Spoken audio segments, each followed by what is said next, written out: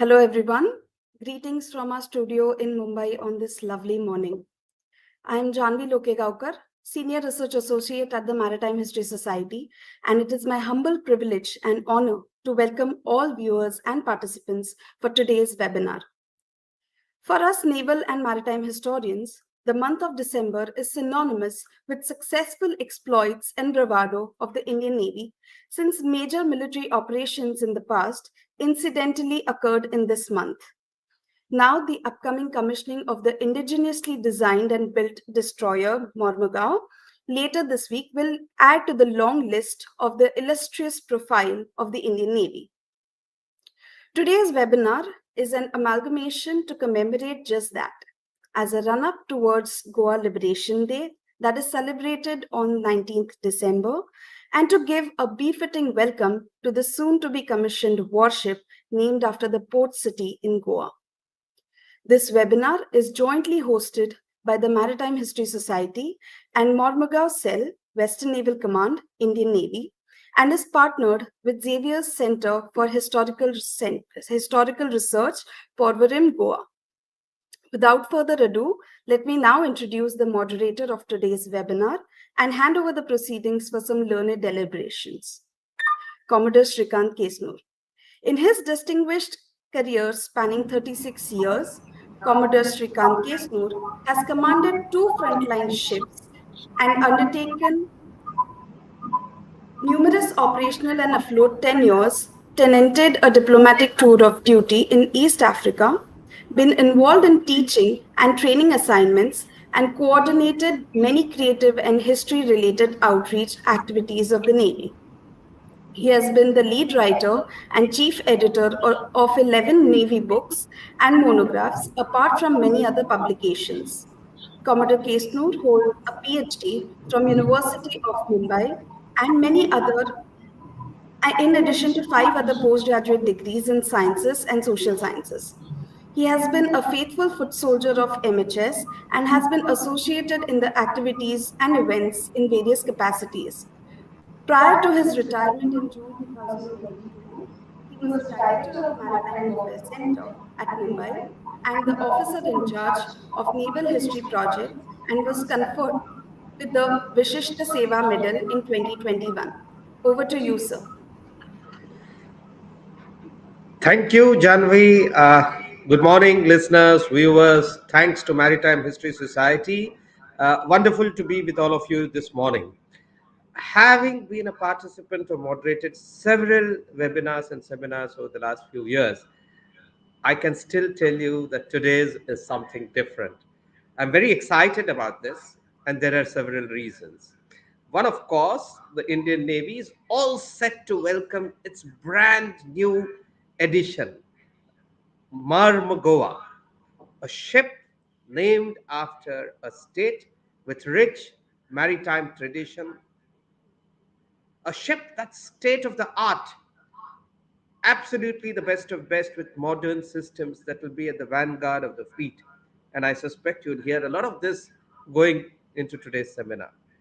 But also a ship that's been built in India. It carries forward Navy's mantra of self-reliance through indigenization. Atmanirbharta journey for the Indian Navy, ladies and gentlemen, began in 1960 and it's still going strong. But I'm also excited for a variety of other reasons. And that's because it's probably the first time we are sort of using this way to communicate with all those who love the Indian Navy about the ship that the Navy is going to commission. This is the first time we are holding a webinar which talks about the linkages between the ship and the state that it is named after. And to do this, ladies and gentlemen, we've got a stellar star cast today. We've got an excellent group of panelists, and we have this divided into 3 sessions. In the first session, we have 3 speakers covering Goa's maritime past, including what the Navy did as a part of Goa liberation operations, Operation Chetney as part of Operation Vijay. These 2 speakers in the first session, the other 2 are eminent historians, people about town, writers and it will be my pleasure to introduce them shortly.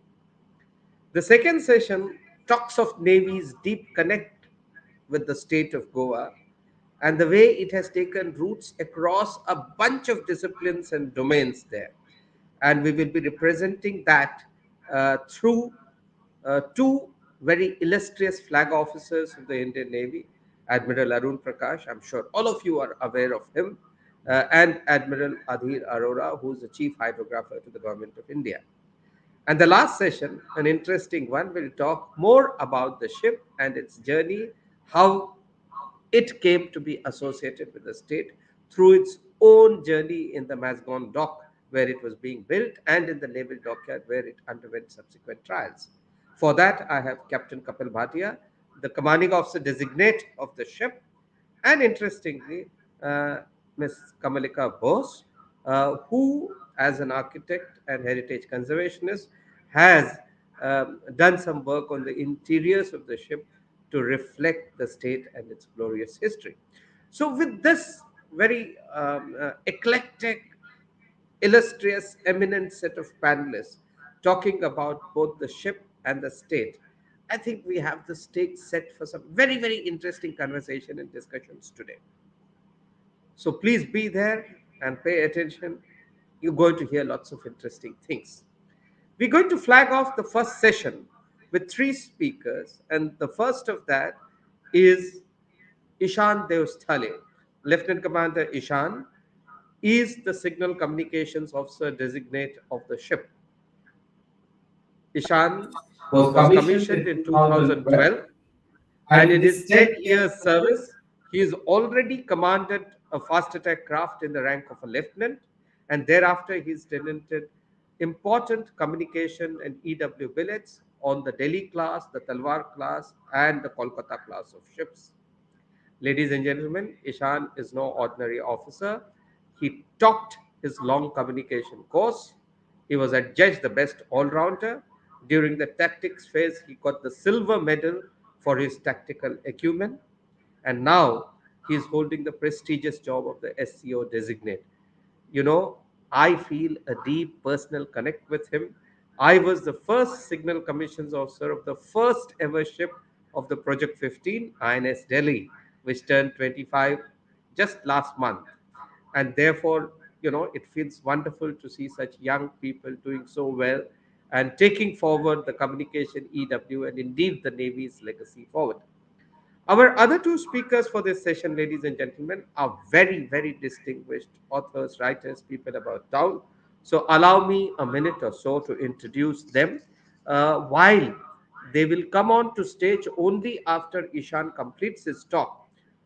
In the interest of continuity, I thought I would talk about Valmiki Finero and Sanjeev Sardesai, our two follow-on panelists for the first session, right at this time.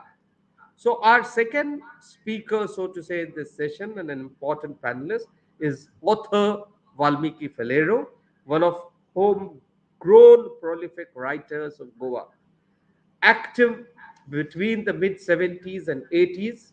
As a working journalist, he was staff reporter with West Coast Times. He covered Goa for national publications like the Current Weekly, the Free Press Journal group of publications, which included not just FPJ but also the Onlooker, and finally the Indian Express. He has freelanced and contributed articles to various journals like the Navin Times, Goa Today, the Sun Weekly, Trek, Detective Digest, Mirror, and Newsmag. As you can see, it's a very wide range of subjects and indeed publications that he has written for and written on.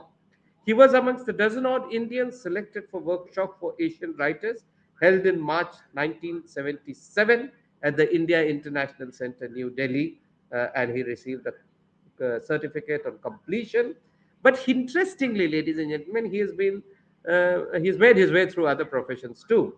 He was briefly for 2 years the municipal president of Mormugao, and again he took to pen after a gap of two decades.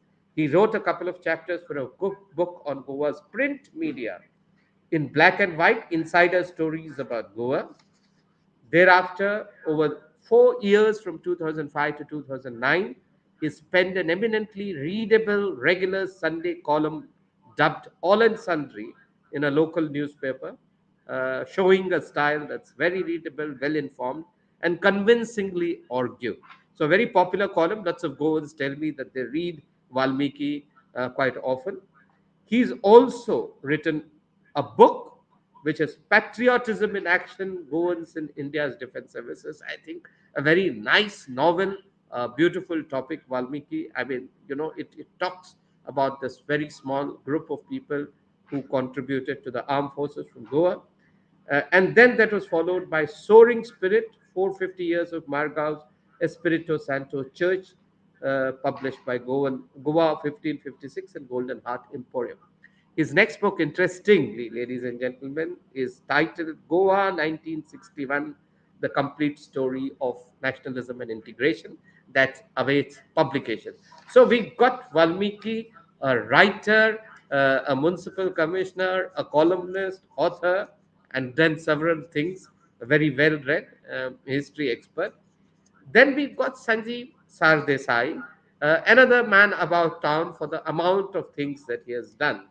Sanjeev completed his high school education from Mapusa in 1977 and graduation from University of Botany in 1982. Secondary education was in Miramar. But importantly, he's followed a very, very interesting career trajectory. He joined Hotel Fidalgo in 1982, then did management trainee. He was at the Dabolim Airport. He was he worked at Hotel Mandavi, Goa's first heritage hotel. Rejoined it later. So he was the first station manager at DHL Worldwide Express in Goa. So you can see a range of profession. Interestingly, after that, he started his own florist. He became a florist under a banner of Fragrance Florist, and therefore was in the hospitality trade.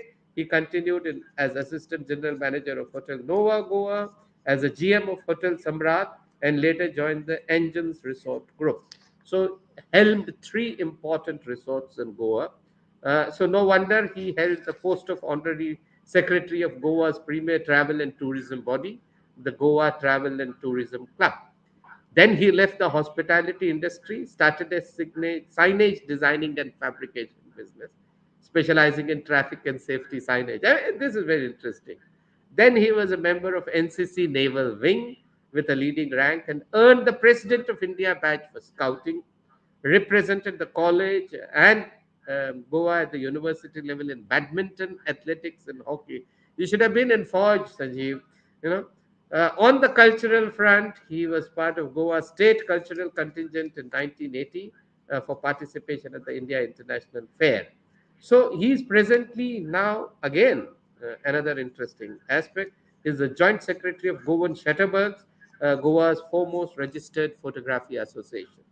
He had He has established established two two social social forums forums, and Hand On Historians, to preserve, protect, and promote Goa's heritage and history, and Sanskritic, a literary and interactive forum to deliberate and value abundant customs and traditions followed by people all over India. So, obviously, as an outcome of all of this, he is nominated as a member of Goa Tourism Board.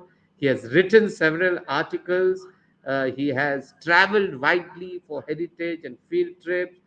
He has been deputed by the state government to act as a liaison officer for important personalities from abroad visiting the state. He has taught as a visiting lecturer at various colleges. He regularly researches and anchors a 30-minute weekly TV serial on Goan heritage, and he has written more than 225 articles. So, hospitality man, florist, Goa Tourism Board ambassador, fabrication and signage, athlete, NCC man, historian, writer, author, all of that rolled into one. So I can't tell you how delighted we are to have you, Valmiki Sahab and Sanjeev ji, in this important session talking about Goa as we go back into history. But before that, let me hand over to Ishan to do a quick presentation on what the Goa Liberation Operation was all about. And then we will go on to Valmiki, followed by Sanjeev. Thank thank you, you. ladies and gentlemen, and I'm looking forward to what these gentlemen have to say. Thank you very much, Kumaro Keslu. Those are very kind words. Very good morning to all enlisted speakers, moderator, and viewers. I'm Lieutenant Commander Ishan Devastali, the Communication Officer of Mormugao, and I would like to cover Operation Vijay, focusing on the naval action alone over the next 10 minutes.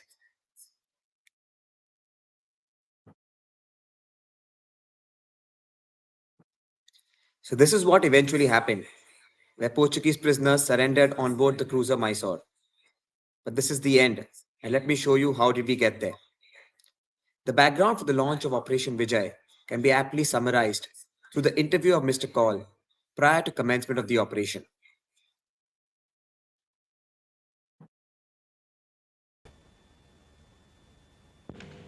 Mr. Kaur, why has India taken this action against Goa?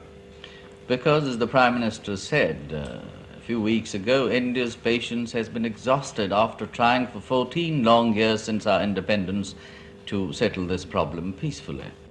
Why didn't you take your case to the United Nations?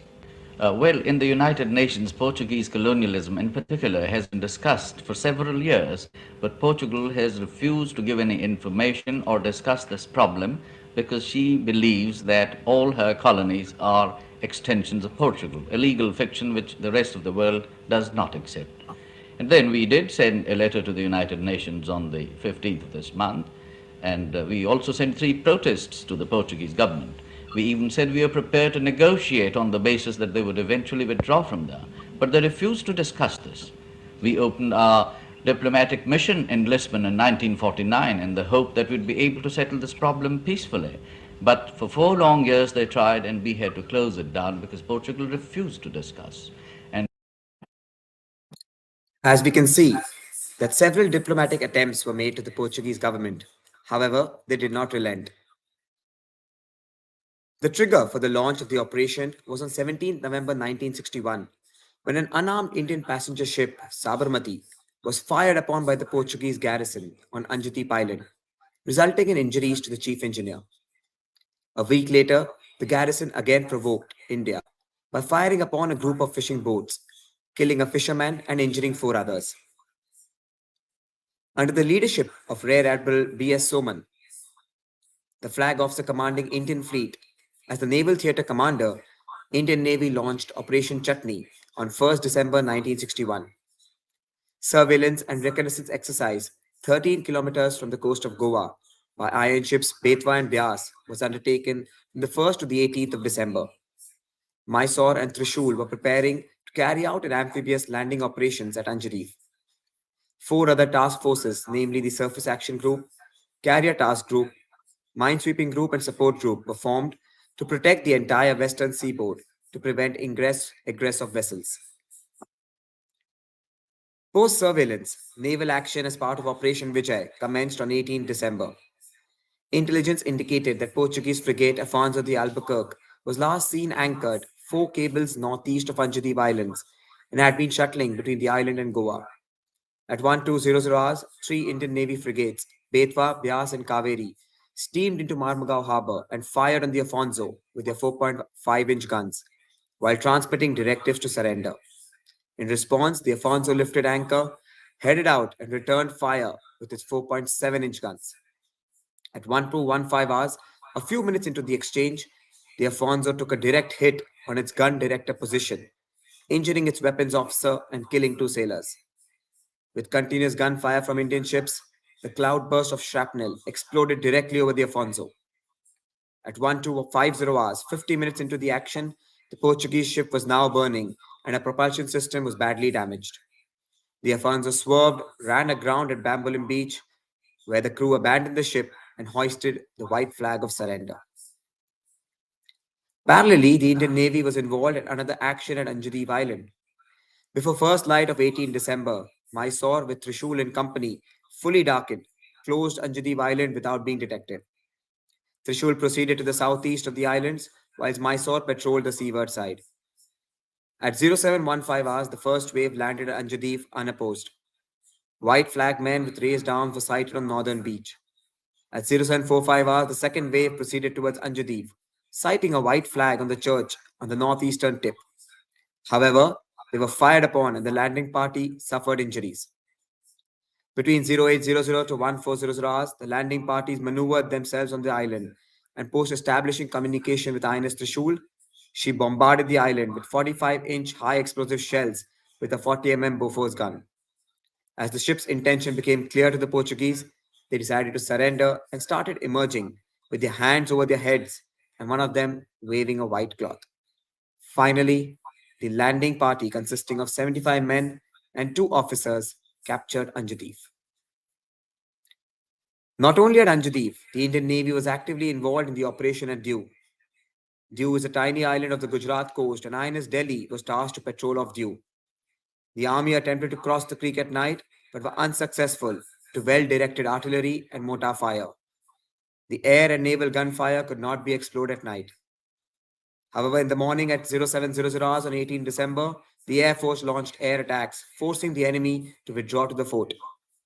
Gunfire from formidable 6-inch guns of INS Delhi proved effective and took out the bravado from the Portuguese holding the fort. The decisive naval action of Mormugao, Anjadeep, and Diu saw prompt surrender by the Portuguese within 36 hours of launch of Operation Vijay. An interesting fact to note is that Governor Afonso de Albuquerque was the first person to set foot in Goa, but in 1510 he captured the city from the Adil Shahis, and the ship, eponymously named, was the last to leave Goa. The liberation of Goa through Operation Vijay was the first tri-service operation that led to Goa becoming independent, ending 451 years of colonization in India. It is a hallmark achievement and glorious episode in India's and particularly Indian Navy history. It was also the maiden landing operations undertaken. The naval action was covered across the entire western seaboard, ascertaining the synergy and coordination among not only the Navy but all tri-services organizations. Lastly, the commissioning of Mormugao, scheduled shortly, is a befitting tribute to the nautical linkages between the state of Goa and the Indian Navy. Thank you.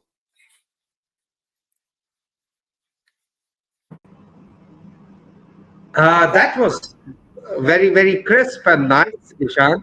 And to a lot of our listeners and viewers, you must have been very much bamboozled. It was shock and awe as he reeled off statistics and facts, and it was like a quick briefing that you do at operations in the ship, in the operations room of a ship. So, having seen what happened there, and that's just a quick overview, ladies and gentlemen, let us now invite our two eminent authors and historians.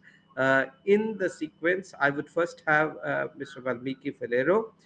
He'll speak for about 10 minutes, and then we'll have Mr. Sanjeev Sardesai speak for about 10 minutes, and thereafter we'll have good discussion with the panelists, and hopefully we'll have some questions from you too.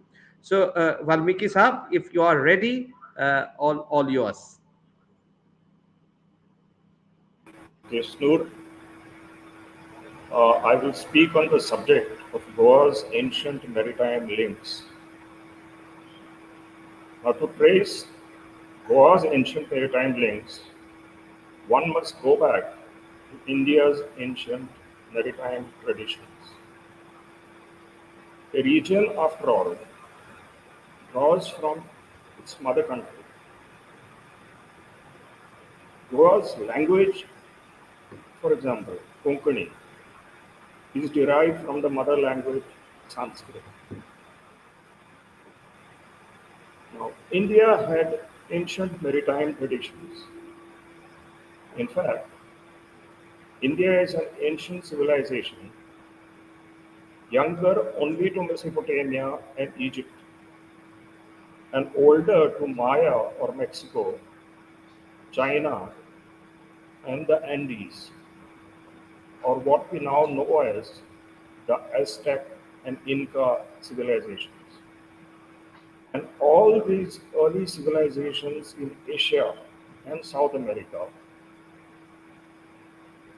were far older to any civilization from Europe. Now, the ancient dockyard at Lothal in Gujarat and Indian trade scenes with ships as the motif, discovered in Mesopotamia, together tell us the story that Indian sailors called Pani took merchandise to that cradle of civilization in large ships from a land called Surya Rashtra or Surashtra. In other words, land of the sun. We know that land today as Saurashtra in the southern Kathiawar Peninsula. Thanks to this trade, this very ancient maritime links between India and Mesopotamia, that Indo-Aryans found their way to India, and some millennia later, my Indo-Aryan ancestors came from Surat and Navsari to Goa by sea. From the time of the settlement of Indo-Aryans in Goa, which is around 2 or 3 centuries, either side of the current era or the one before. It is from this point that Goa's history starts. And it is of very great relevance that the history of Goa began from the sea, because the first Indo-Aryans to land in Goa came from Surat and Navsari by sea. At the dawn of the current era, the Roman Emperor Vespasian discouraged Indian imports, and Pliny the Elder, both of them belonging to the first century of the current era, lamented, not a year passed in which India did not take 50 sesterces away from Rome. Now, sesterces were gold coins. 50 million gold coins at the start of the current era. That was what India was getting from the Roman Empire alone. Interestingly, around 20 years back, British economist Angus Maddison estimated that India enjoyed a staggering share of 33% of the world's economy at the start of the current era. 33%. Now, this is in comparison to the entire of Europe, whose share was 21.5%, and China, 26%. India had 25 to 30% of the gold ever mined in the world. This, of course, attracted plunderers, invaders, and finally colonialists. So it was a kind of a mixed blessing. By 1498, when Vasco da Gama arrived on the Malabar coast of India, India's share of the world economy was 24.5%. Invaders from the north, from Mongolia, from Afghanistan, had begun coming to India right from the 10th century of the current era. Remember that. So that's how the share had gone down from 33% to 24.5%. And thanks to Great Britain, this share shrunk to 16% by the end of the first industrial revolution, circa 1820, and to a dismal 4% in 1947. Post 1947, India's economic policies chose not to prosper. The share slid to 3% in 1991 when, under very severe circumstances, India, once the world's richest country, pawned gold with the Union Bank of Switzerland. In the year 1054, the Goan Kadamba ruler Jayakeshi I shifted his capital from Chandrapura by the Zwari River to Goapuri in the Zwari Bay. Goapuri extended from today's Agasai into Siridam, to the foothills of Siridam, the today's sprawling area.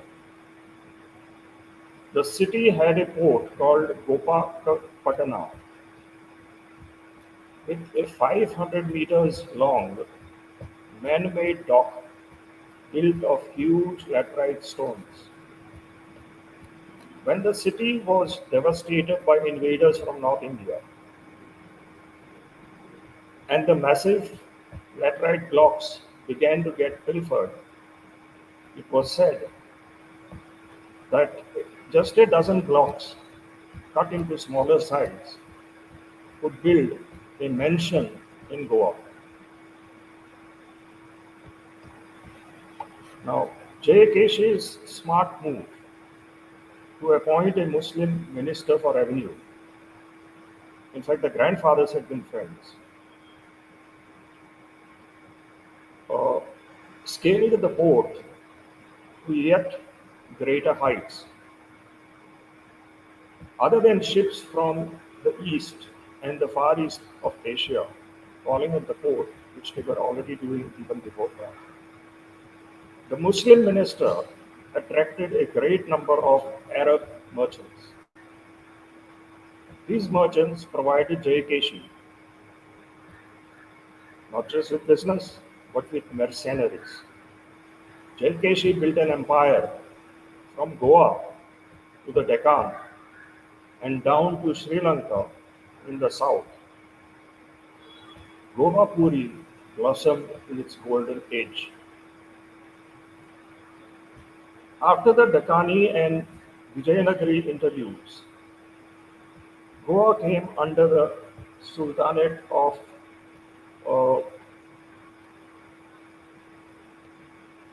Bijapur. Goa was for long the main point of importation of Arabian horses supplied to all the major kingdoms in South India.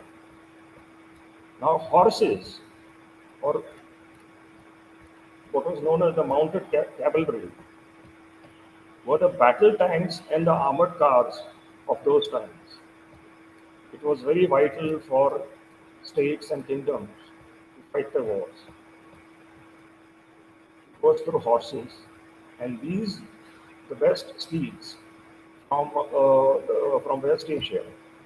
The main point of importation was Goa.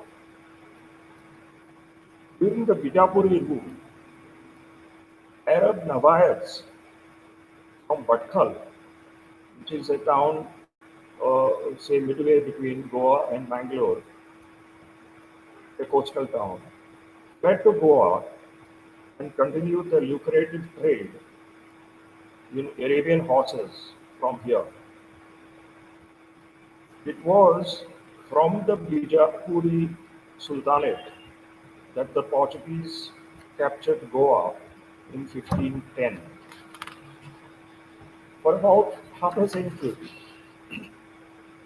that is from 1530, when the Portuguese capital in India was shifted from Cochin to the Ciudad de Goa, or the city of Goa.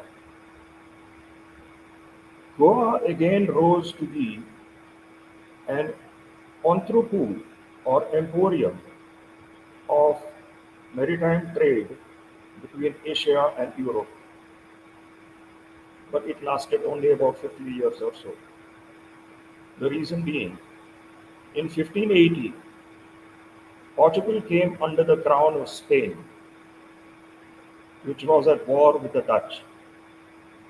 The Dutch dismantled Portugal's littoral empire in Asia. This led to the decay of Goa in the first half of the 17th century. But even during this time, when Goa decayed, Goan business families maintained sea trade. The Mama Khamat family of Panjin, for example, had its own ocean-going vessels. The Costa family of Kotori had coastal vessels and even a private dock in the riverine village. These Goans kept up seaborne trade with the rest of the world. The love of coastal Goans for the sea was legendary.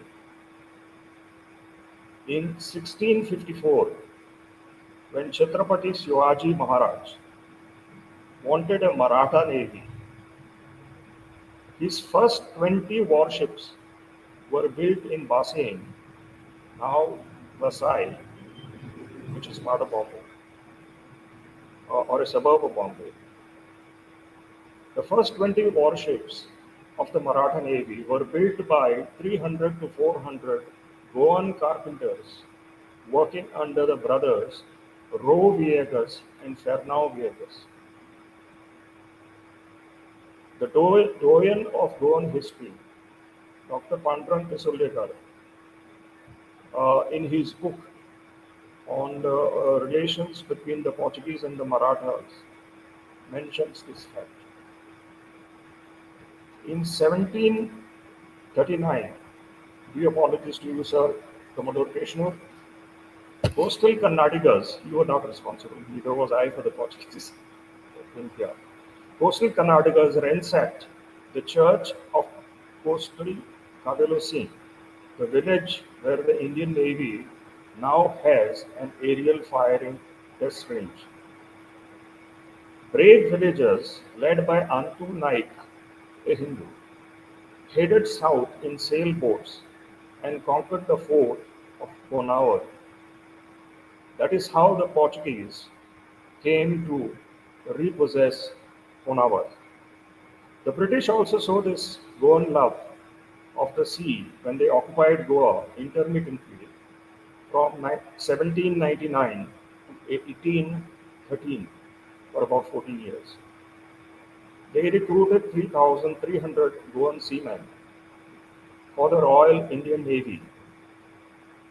Directors of the British shipping company, Mackinnon Mackenzie, very soon followed.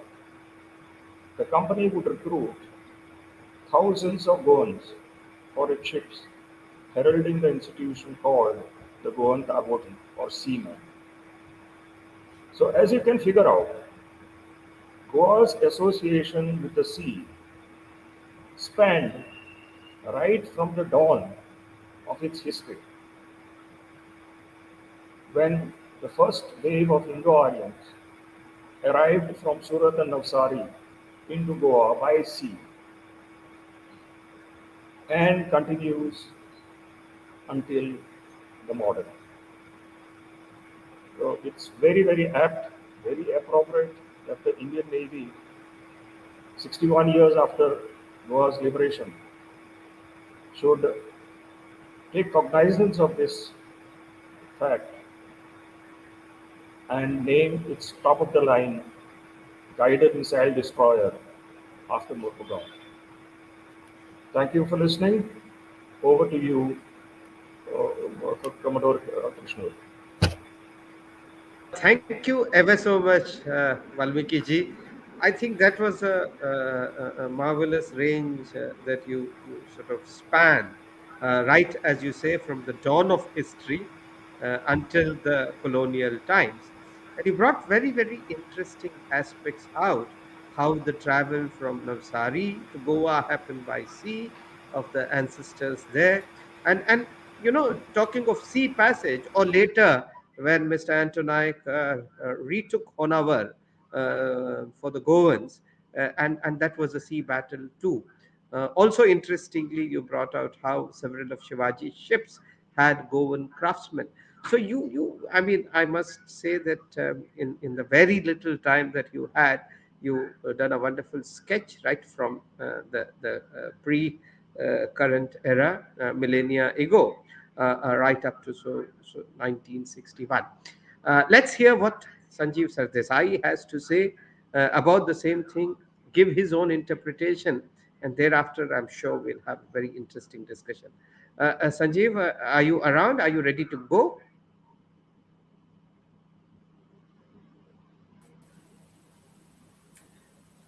Yes, sir. Yeah, all yours, Sanjeev. Yes, Commodore Saab, before I start my presentation in a very short time, I would request you to kindly accept my grateful thanks on behalf of the Indian Navy for having named one of their latest ships after Goa. We Goans are extremely proud of this particular day. Thank you so much, and also for the honor of having me on your webinar. I will start off if my colleagues could just host the panels, and I will proceed further. Yes, thank you. Well, I would like to start off my small presentation with the crest of INS Mormugao, and for which I'm so pleased to find that they have included the lighthouse, which is considered one of the oldest in India, and also the state animal of Goa, that is Bos gaurus or the bison in its crest, and that depicts the soul of Goa in this particular ship. Next, please. Next slide, please. Well, I'm going to restrict myself to Mormugao and a few incidents, but we have to understand the etymology of the word Mormugao. The earliest identity of this land, called as Marmagoa today or Mormugao, which the local people call as Murgaon, is found in the 16th century writings of one of Goa's Konkani writers of the 16th century called as Krishnadas Sharma. Incidentally, his name is given to the Goa State Central Library. Now, in his version of Ramayana, he says that Lord Ram, when he was a baby, was abducted by a Rakshas who reached the Goan area called as Majorda. And then he proceeded northwards and landed in a place called as Mungru Bhui. Mungra means to get bogged down in marsh, and Bhui means land. Possibly this name of Mormugao, which the locals call as Murgaon, has come down from this identity of Mungrugao. And one thing very apt in this case is that the whole region of Mormugao and its neighboring city called as Vasco was very marshy.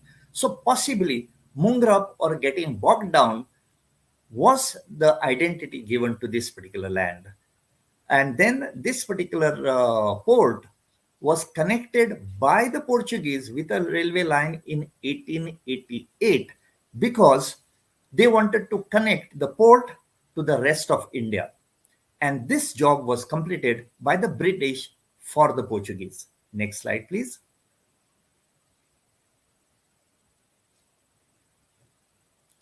Next slide, please. Well, in Mormugao, we have a fort, and this fort was actually provided to protect the mouth of the river. Incidentally, Old Goa, which was the capital of the Portuguese, started floundering with many epidemics, with plagues, with yellow fever, with diarrheas, and they decided to shift from there to another location. And the first option of shifting was Mormugao. And for this, they constructed a palace, a huge palace, which is still there under the jurisdiction of the Mormugao Port Authority. We can see over here the fort overlooking the beautiful beach as well as the old port and the boats that were over there. This particular palace has been a witness to one of the most historic events that is related to the World War II, which I will show you in the next slide. Next, please.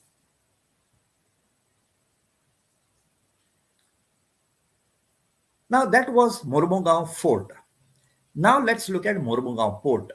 Now, this photographs here shows you how the development of the Mormugao Port started taking place, and these are the photographs during its construction stage. Here you can see even the windbreaker, the wave breaker, as you may be technically calling it, that has not been completed. It is just one row of a wall that has been built into the sea. The next slide shows you the railway line being laid, and the last slide show you the construction of the ramp. Now here, I want to talk about this World War II.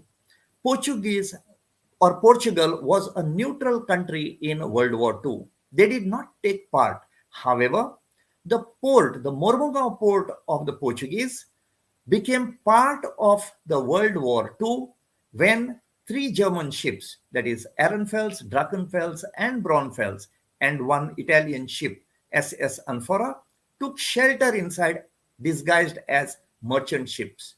But they had a transmitter which sent out the locations of the British ships that were going, and they suffered a lot of damage.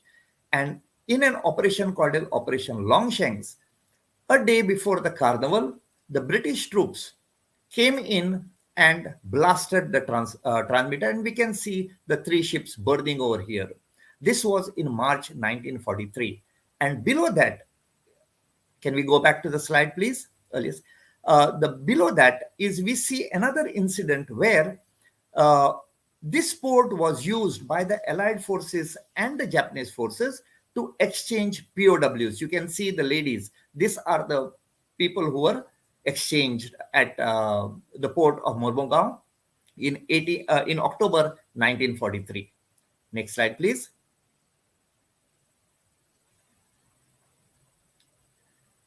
Well, Goa has got a history related to the seas and the waters for a very long time. Our mythology of the creation of Goa starts with Lord Parshuram shooting the arrows into the sea and asking the sea to retreat back from the Sayadris. Well, Mother Nature has been very kind to us. Our history literally goes back to 3,500 million years back, where we have got two places in Goa, in Palole and Anmod, where we find rocks that are called as strontiumite gneiss, and they are dated back to 3,500 million years. We have got another heritage, which is 65 million years old. Because of the volcanic activity on the Deccan, a whole forest has been burned down and it has been fossilized. Coming closer, we have got another heritage which is dated to 10,000 to 8,500 BC, a range of petroglyphs on a rock. Plus, we have a lot of dynasties and people who have left an imprint in the form of caves. Next, please.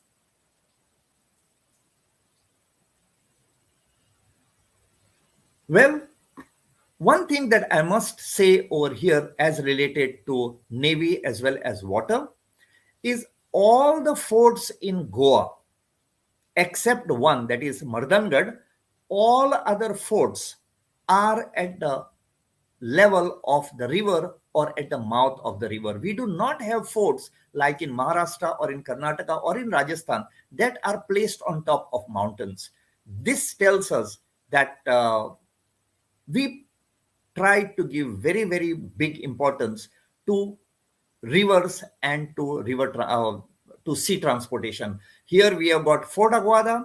The map shows, this is a 1876 map of the Portuguese, shows the mouth of River Mandovi and Zuari, which is guarded by Fort Aguada, Reis Magus Fort, Gaspar Diaz Fort, the Cabo Fort, and the Mormugao Fort. And this, they realized that they wanted to protect from the attacks of the Dutch, who came and laid siege and blockaded the entire trade for almost 2 months at River Mandovi and at Mormugao.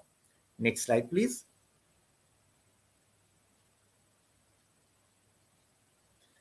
Well, in Goa, we have got one fort, rather a bastion fort, which was ordered to be built by Chhatrapati Shivaji in 1679. This is just one bastion fort with one cannon, and this stopped the entire trade. It was so strategically built in the south of Goa at the mouth of River Sal, and this one cannon did not allow a single ship to pass through. The lower photograph shows on the left, on the right of the screen, as the Arabian Sea and River Sal on that. So all the ships that came in from here were controlled by this one cannon and stopped the trade over here. Very, very strategic. And incidentally, opposite what you see as the beach, as the Kavelosi beach, which I have marked in a red arrow, is the end of the second longest stretch of beach in India. Next slide, please.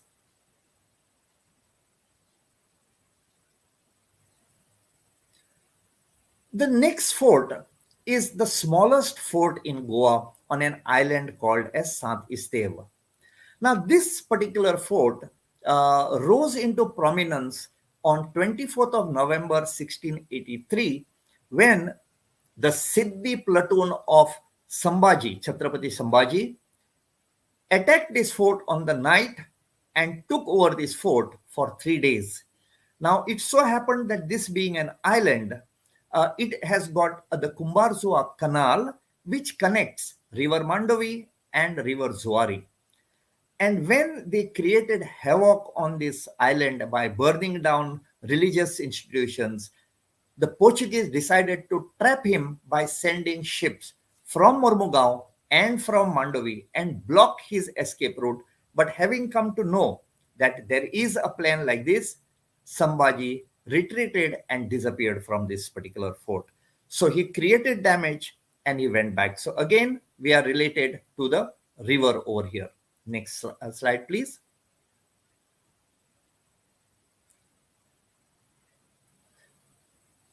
Okay. Now, this is a structure. Goans are known for communal harmony. We Goans, we are a very complex people whose fabric, whose social fabric is knitted with Hindu, Muslim, and European cultures. And that makes us different from others. And one of the incidents and examples of communal harmony is this small structure in Bicholim called as Namazgad. Now, why this Namazgad is because Akbar II, not to be mistaken with Emperor Akbar, Akbar II, the third son of Aurangzeb, revolted against his father, and his father decided to kill him. So he ran away to the Deccan and asked Sambhaji for exile.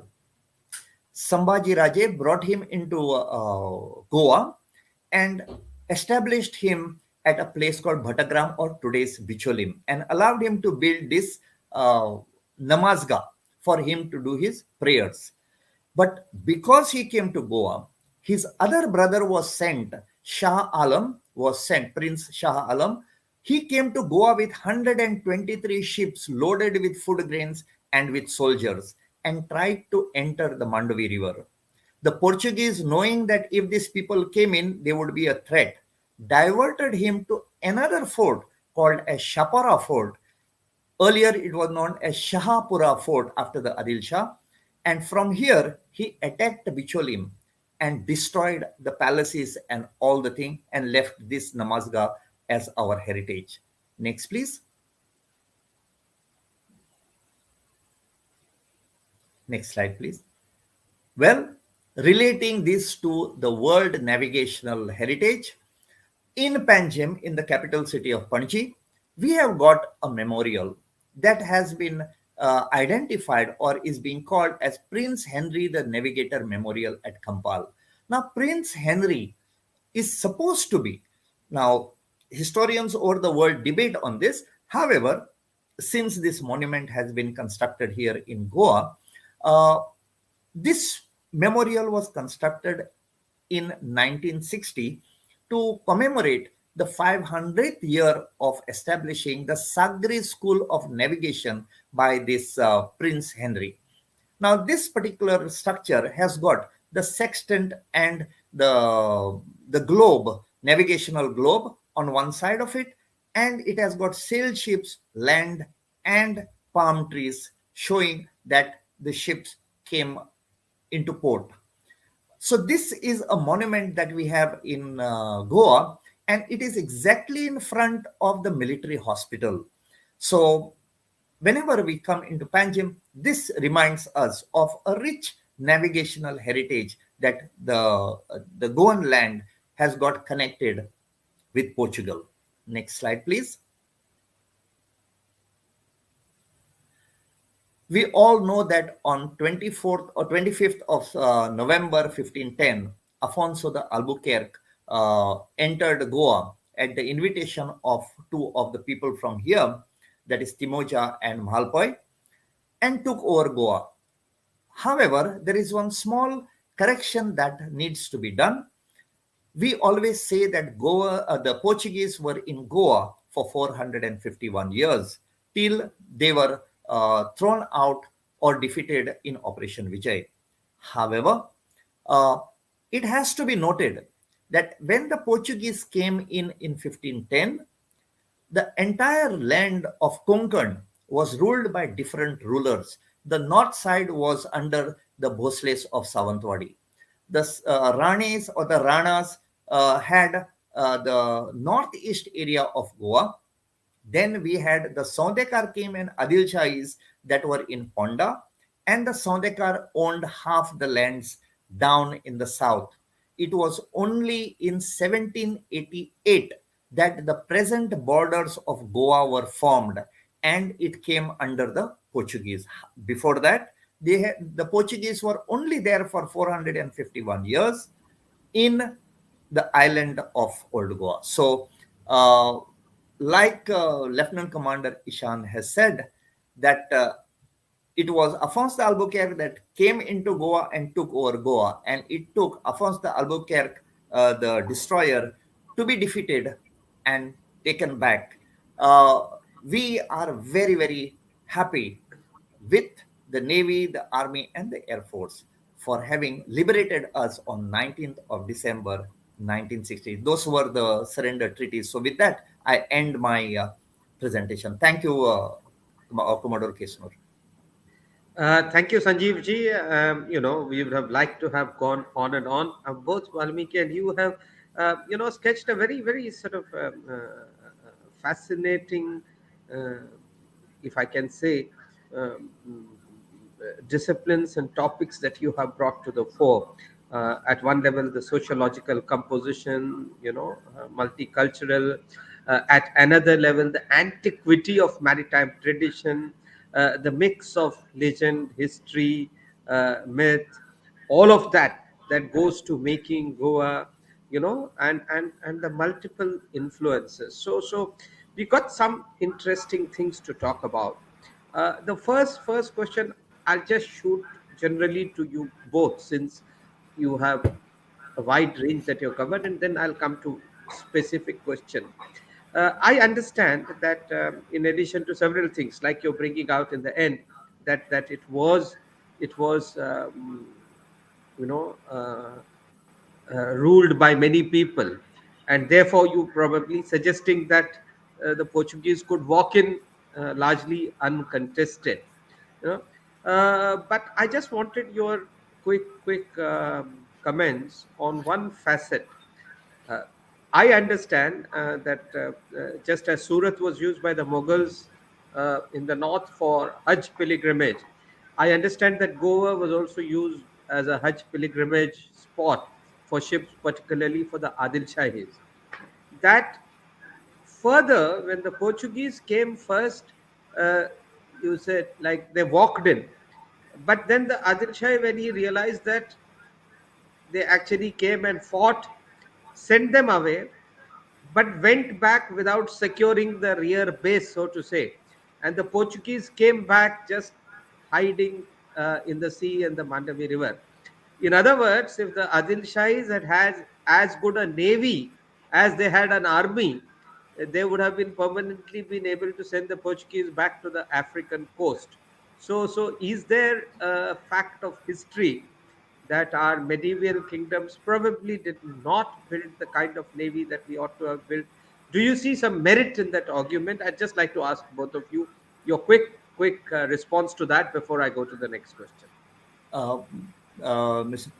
Valmiki, if I can take this question. Yeah, please. Commodore, there is Commodore Saab. There is one thing that I must tell you, that when the Portuguese came in here the second time and took over Goa, they found 12 huge ships that were already in port. That tells us that the Adil Shahis were prepared for trade and for travel, but not for naval protection. So we did have a lot of travel going from here from the early centuries, but the navy part, no. Land forces, yes, they were strong. Another little Valmiki aspect. sir, considering Yeah, that you brought out that yeah, that yeah, you wanted to say something? Yeah, Valmiki ji, go ahead. yeah.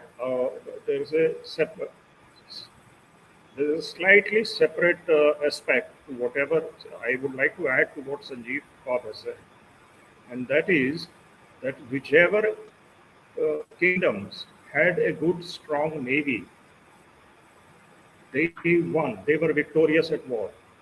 Chhatrapati Shivaji had built a navy, and they won. Yes, of course, as Sanjeev Kaur said, that the Bijapuris brought in Turkish shipbuilders to Old Goa, where 12 ships were being manufactured.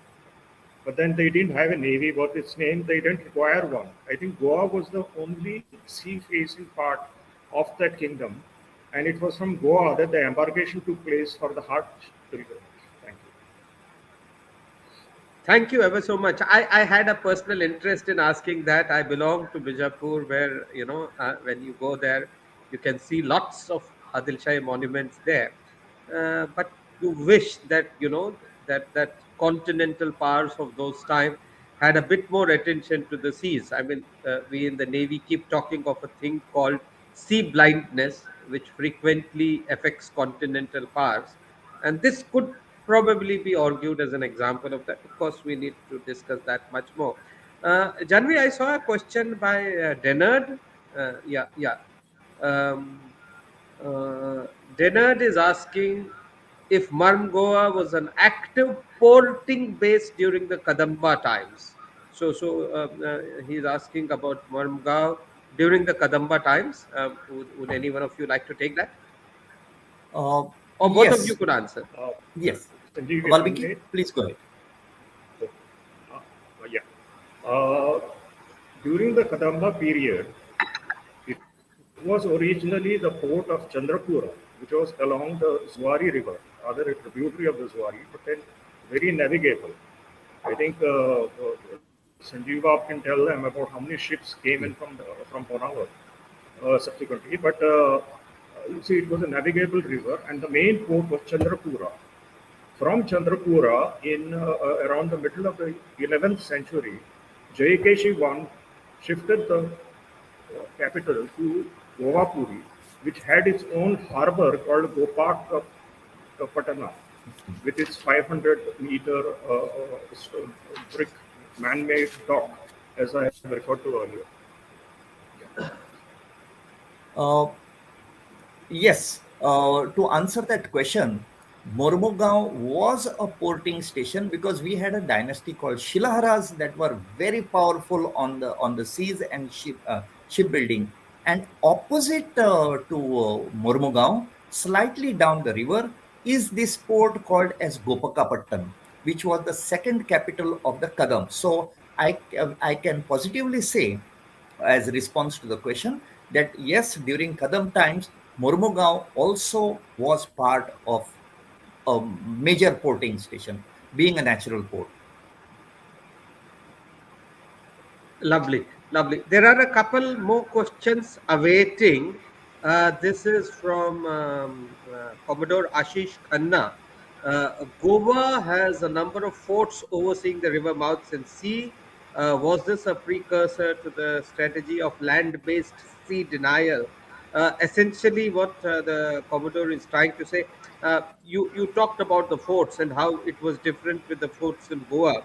So, what he's asking is, uh, where these forts meant to deny certain aspects of the sea as an aspect of um, defense of the coast, where they meant for the defense of coast, where they meant to deny bigger powers freedom of maneuver at sea. That's the question that Commodore Khanna, who is the director of the Maritime History Society, is asking.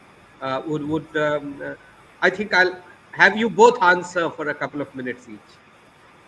Yes. When it comes to forts in Goa, they were basically meant to deny entry of enemy ships into the port because they burnt their fingers by the Dutch blockade of 1604, 1602, and 1612. So basically, it was that, and also just for record purpose, Aguada Fort has got two parts: upper fort and lower fort, which has now been made into a jail museum. Uh, but at a time when they wanted to protect the mouth of the river, it had 200 cannons that were placed in these forts. 200 in one fort.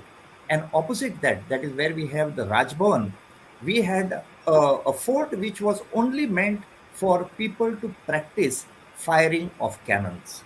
So we had four forts, and yes, they were basically meant to control the inward and outward flow of vessels.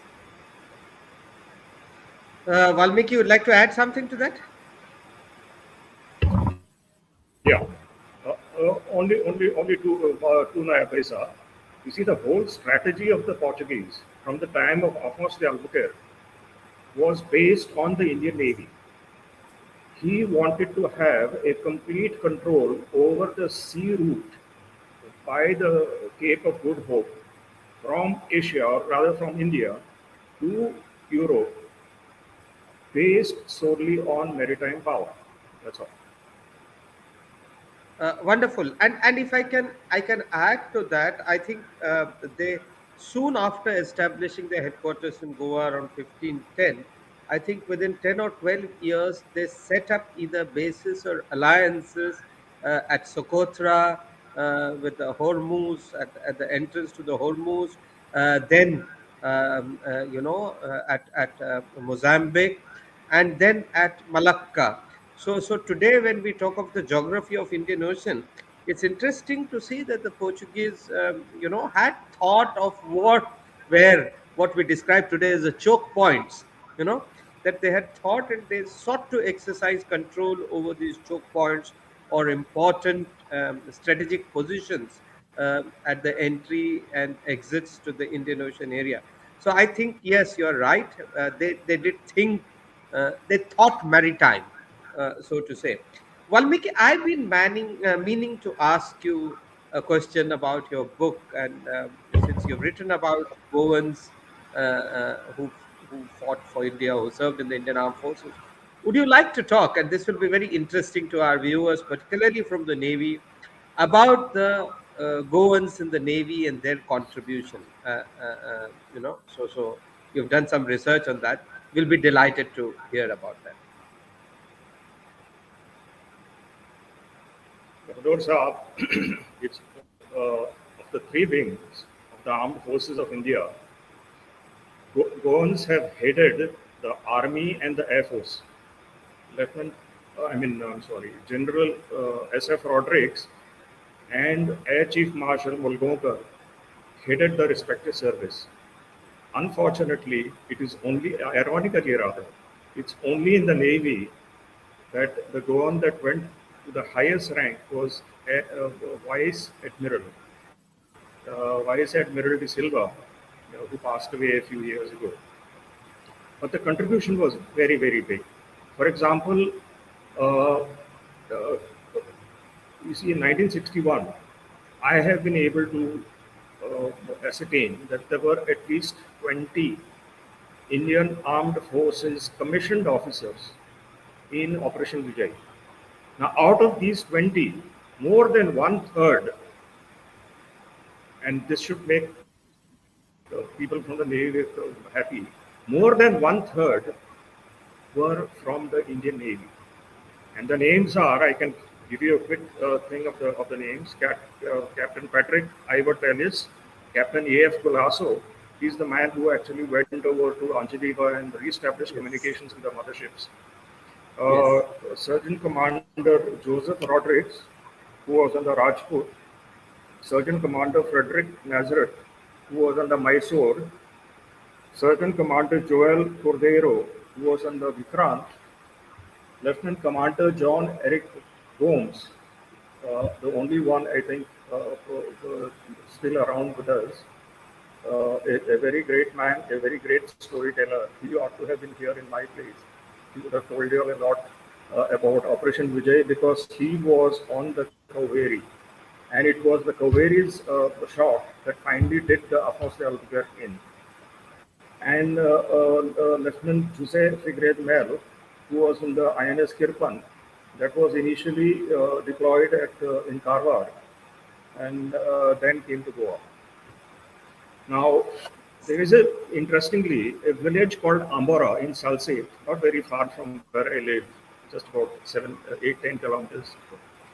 Ambora, every second or third house had a person in the Indian Navy music branch. They used to play different musical instruments in the Indian Navy. I'm not sure whether the position continues, but definitely what I know is Commander Vijay de Cruz conducts the famous, illustrious Indian Naval Band. And I think that's a great feather. I mean, Goa's association with the Navy has been second to none. Yeah, yeah. I'm glad you brought this out, Goa's association with the Navy, and that's what we'll be covering in session 2. You brought out about the two chiefs from the Army and the Air Force. I would like to argue that the Navy has actually done one better or three better, so to say, because while Goans may not have produced Navy chiefs, three Navy chiefs have come and settled in Goa. Admiral Suresh Mehta, Admiral Arun Prakash, who will be our panelist soon, and Admiral KB Singh. So there are three Navy chiefs who have settled in Goa, and therefore I think they can claim to be as Goan as anyone else. In addition, we've had people like before Admiral De Silva, there's Admiral Shunka, who also passed away a couple of years ago, who retired as the vice chief. He was CNC East. There's Admiral Damle, who settled in Goa. He is the CNC South, fleet commander of East and captain of the Virat. There's Admiral Srikhande and Admiral Philippos, who have recently retired. And then there is Noel Kelman, the hero of 61 Liberation. So I think a lot of people have settled, made Goa their home. So the Goa Navy connection continues. And Captain Colasso that you mentioned, yes, he was a fleet operations officer of the Indian fleet that time. There was no Western fleet. So I'm so glad that you brought it out, and I'm sure people will go and buy and read your book of all those profiles of courage and leadership that you have etched in all the Goans who've served in the Indian Armed Forces. We'd like to go on and on.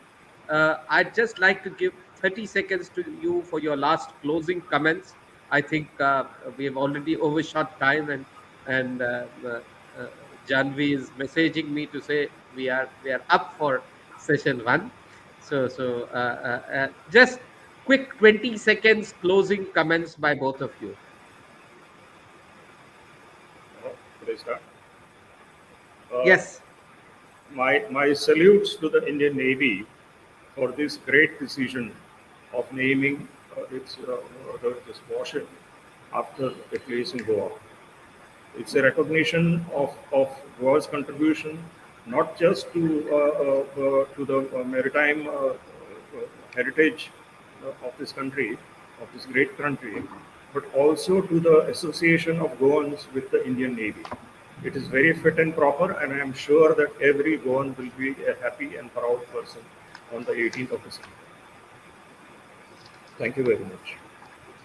Uh, Thank you so much, Commodore Saab. I would like to echo the words of Mr. Valmiki Falero and also add that Goans are not going to forget that it was the first Kirti chapter that was won by Indian Navy for Operation Chutney that was held on 18th of December. And I'm praying for the safety and happy sailing to every member of Indian Navy. Thank you so much for this opportunity. Thank you ever so much. Thank you, Valmiki ji, Sanjeev ji. Very erudite presentations. We can go on and on, but I'm so glad you set the stage for Goa's, maritime antiquity, so to say, and how right from the dawn of history until 1961, Goa's tumultuous history of indigenous and colonial powers still saw an unbroken maritime connect. And we will build on that in session two, talking about the Navy and its deep roots and connections with Goa. Thank you very much, Valmiki Felero, Sanjeev Sardesai. Uh, Thank you. Ladies and gentlemen, we move on to session two, where we have two very illustrious Navy flag officers joining us. Thank you. Thank you. Thank you very much, Commodore Saab, and thank you, ladies and gentlemen, for having heard us.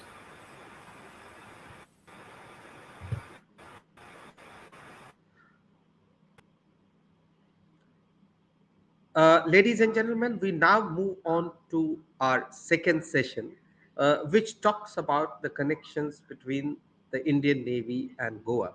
For this, we've got two very illustrious people with us. One, a retired Chief of Naval Staff, Admiral Arun Prakash. The other, a serving Vice Admiral, Admiral Adhir Arora, who is the Chief Hydrographer to the Government of India. As in session one, I will introduce both the speakers right at the outset, and thereafter in this session, there will be no presentations by the eminent speakers, but there will instead be a running conversation between myself and the two panelists, and we shall hope to hear more from them about the Navy's deep roots in Goa. While we await, as I understand, Admiral Arora hasn't joined yet. While we await Admiral Arora, let me meanwhile introduce both our panelists. Our first panelist, Admiral Arun Prakash. Now, ladies and gentlemen, there is so much that you can say about Admiral Arun Prakash, our former Chief of Naval Staff, 18th Chief of Naval Staff. Commissioned in 1966, Admiral saw action in the 1971 war while flying for the Air Force. He was awarded a Veer Chakra, so he is a war hero. Subsequently, in his career, he commanded a missile boat. He commanded INS Bias, then INS Vindhyagiri, and ultimately the aircraft carrier INS Virat. In his flag rank, he commanded the Eastern Fleet. Subsequently, as a Vice Admiral, he was the Commandant of the National Defense Academy, the Chief of Personnel. He went on to command as the first CNC, the Andaman and Nicobar, the first Tri Services Command, and thereafter he came in as the Flag Officer Commanding in Chief, Western Naval Command, before taking over as the 18th Chief of Naval Staff. In that capacity, subsequently as the senior most chief, he was also chairman, Chiefs of Staff Committee. Having said that, ladies and gentlemen, I think that's just the skeletal framework. We've all heard, seen, read Admiral Prakash. I think he's been an admirable public intellectual in the last 15 or 16 years, where he has spoken, written extensively. We all follow what he writes about strategic and maritime affairs. Very highly respected commentator. I will move on to Admiral Adhir Arora, who's joined the Chief Hydrographer to the Government of India. Admiral Arora took over as the Chief Hydrographer on 1st of October 21, and his career of over 3 decades has seen lots of time on board ships.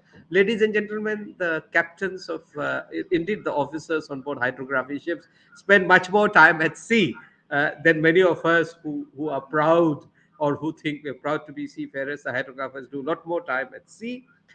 Commissioned into the executive branch in Indian Navy in 1985, Admiral Athir specialized in hydrography. He has undertaken hydrographies in and across India and Indian Ocean region. When in command of Satluj, that ship was the first to arrive of Gaul in Sri Lankan port of Gaul after the tsunami, instrumental in clearing the port of all obstructions and keeping it ready for humanitarian assistance and disaster relief operations. He has the rare distinction of undertaking foreign cooperation surveys in Mauritius, Seychelles, and Kenya, some of which I was associated as a defense attaché whilst in command of INS Sarvekshak. And these include high sensitive marine ecological areas, continental shelf, and pioneer surveys. In ashore capacity, he has been responsible for maritime boundaries aspect, including representing India in the Permanent Court of Arbitration at The Hague, Netherlands, during arbitration with Bangladesh. He has also steered the shipbuilding project of new construction survey ships with state-of-the-art system. A graduate of NDA Katakwasna and alumni of DSSC Wellington, he has also undertaken the Naval Higher Command course from then Naval War College in Bombay, from where he was awarded the MPhil. He has authored various papers and has been taking keen interest in evolving issues on maritime boundary issues, which have become significant these days, as all of you are aware, with the issues in South China Sea. But happily for him, we will not be discussing too many of border disputes and those issues. I'm sure he would have been doing lots of that elsewhere. We'll be talking to Admiral Arun Prakash and Admiral Athir Arora about the deep connections between the Navy and Goa. And both of you, through your specializations, one aviation and one hydrography, but also through your extensive knowledge outside and frequent visits to Goa, represent a great deal of those linkages and bonds between the Navy and the state, so to say. So I'll be having a nice, interesting discussion, and I'm sure our viewers are looking forward to that. Admiral Arun Prakash, sir, if I can go along, the first question.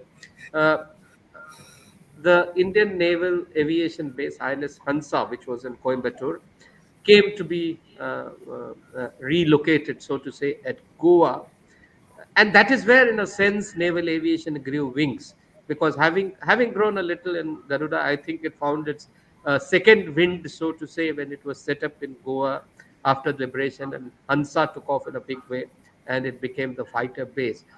Could you take our viewers through some of the initial aspects of the birth of aviation in Goa, and what were the early pangs, so to say, problems of setting up and difficulties, and indeed the thrilling moments in Goa, sir?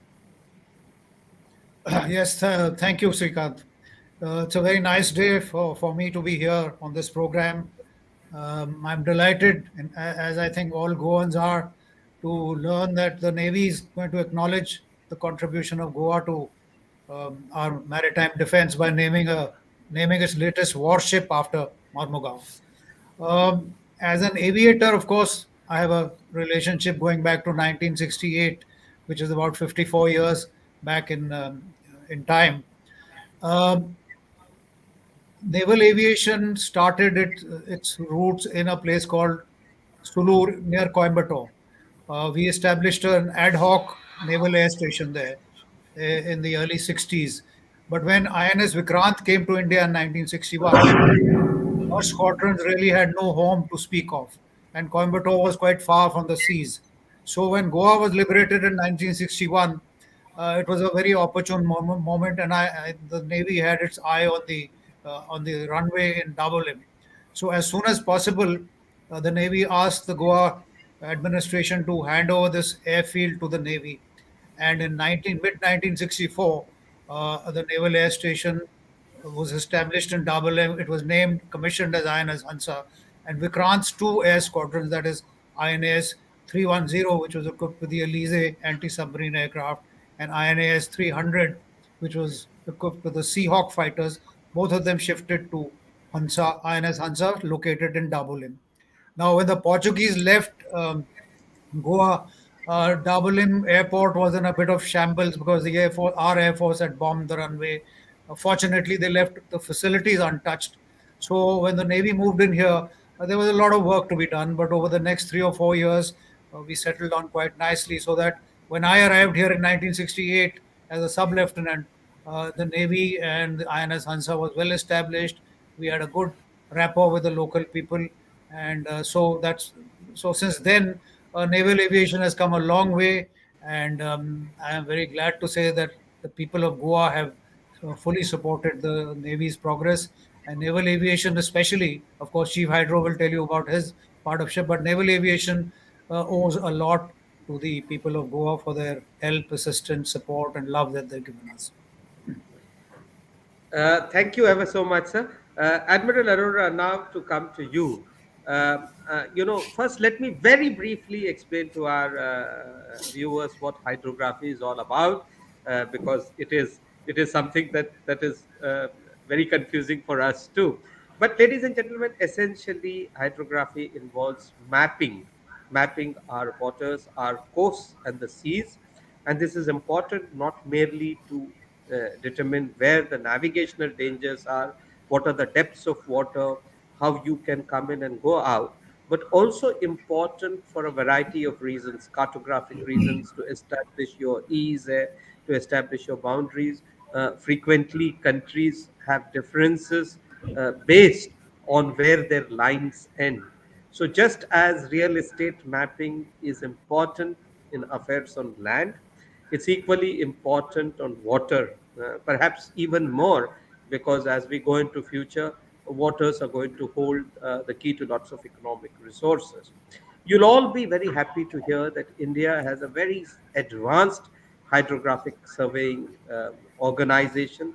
It began as a survey unit at the dawn of independence, but we have made giant strides there, and not only built some state of the art ships, but our overall reputation for hydrography is world class, and Admiral Adhir Arora represents the best of that breed, so to say.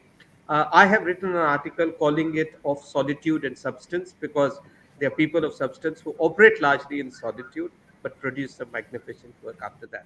So, Adhir sir, the question to you is this: that normally hydrographers prefer salubrious places like the hills, Dehradun and Kunur, so to speak. But I'm sure you found Goa equally salubrious too, or equally beautiful.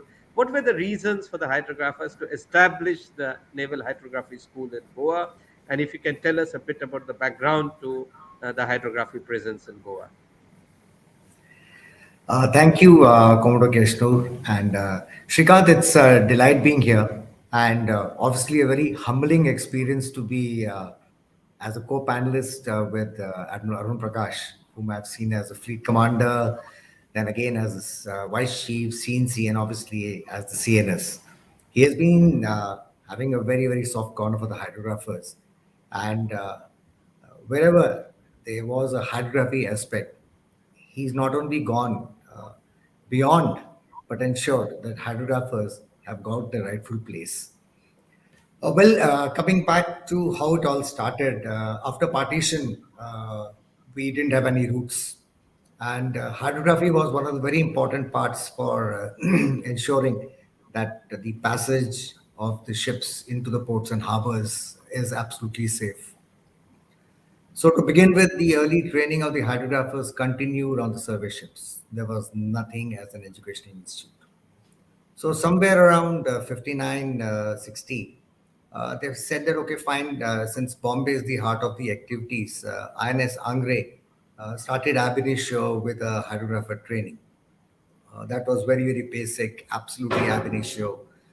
Pulled in from a few sources and resources of a boat and hydrographers at sea. From there, it was thought, okay, fine. If it has to be taken to the next level, let's establish a hydrographic training unit, which was also done in Bombay. But after some time, I think the branch just had to grow and the number of hydrographers had to be pulled in because the requirement of the surveys just kept increasing. Until the time you didn't have a pool, how do you ensure the safety of all the ports and especially for the Navy and also the trade? To ensure this expansion, since Bombay was very restricted in the place and the schools were all being established in Cochin. So, bag and baggage, the hydrographic training unit also moved to Cochin. And we were given some space in Vendurti and attached to the ND school. I think the long ND found it too hot for them. So they said, no, these guys need to be detached. So then again, we were back to square one. Well, the hydrographers always have this human spirit of adventurism and they're explorers. They take their time to find their footings, they do search around. And finally, Goa was their calling. And it again needed a hydrographer and the chief of the naval staff, Admiral Karsaji at that time, to establish the hydrographic school in Goa in 1978. And yes, finally, when we find our calling, we anchor well, and we have been there since. We have been recent to Goa, not very far. We have been quite recent to Goa. And I think for the hydrographers, we were not wrong in our choice because what the features of Bombay or what the features of Goa could offer to the trainees were not adequate because in case of Cochin, you just had one channel, but nothing very great to call of a feature or a chart. Whereas Goa, to start from the land side, it had the hills, it had the rocks, which are nothing but jagged reefs. And like I said earlier, the hydrographers need adventure. They can't just be walking around. They need a lot of characteristics on the coast. So that is how they learned. And these greenhorns are to be exposed to these places which Goa offered. Uh, Coming to the seaside, you had the reefs, you had the rocks. So the initial training of the hydrographers in the right earnest was Goa. And nothing better than Goa to start your ab initio training and moving on beyond that. That is how the hydrographers found their footing at Goa. Wonderful, sir. So, as you said, you came at the pace of a ship. So, you came about 17, 18 years later after the aviators, who obviously come at Mach 2 speed, and their speed is different. And I'm glad that you mentioned Admiral Karsachi because in the previous session we were talking about the chiefs and their relationship with Goa, and I brought out the three of our chiefs have settled in Goa. So, Admiral Arun Prakash, sir, some of the earliest accounts that one has read of aviation shift to Goa has been about, some concern about the lack of facilities. There were sort of humorous articles about how you had to go to Belgaum even to buy poultry or eggs, and things used to be rationed. And early sort of pioneers like Balbir Law and Pran Parashar talk about the kind of difficulties in a humorous way. But through all, I think aviation stuck it out, and they also loved the spirit of Goa and the Goans. So, how do you see phase two of aviation happening in Goa once, perhaps after you came in 68, 70 when war, the 80s, then you commissioned the Sea Harrier Squadron, and that became the natural home sort of in Goa. So, how do you see this aviation linkages with Goa as well as the people of Goa develop over the next 30 or 40 years from the initial moorings? Well, those of us who arrived in the late 60s in Goa, it was just a few years after the liberation. We found it an utterly charming place because it was a unusual mix of, uh, say, Latin culture and Indian culture. People were very kind, hospitable, and amazingly, I mean, there was no crime when we arrived in the late 60s. They said there's no crime in Goa. You can leave your house open and so on. We didn't believe it. But then you went shopping. You took your on your scooter those days, and you parked your scooter. You left your shopping on it, and came back after a few minutes or half an hour, and nothing would be touched. So it was a great experience, a revelation for us to arrive in Goa.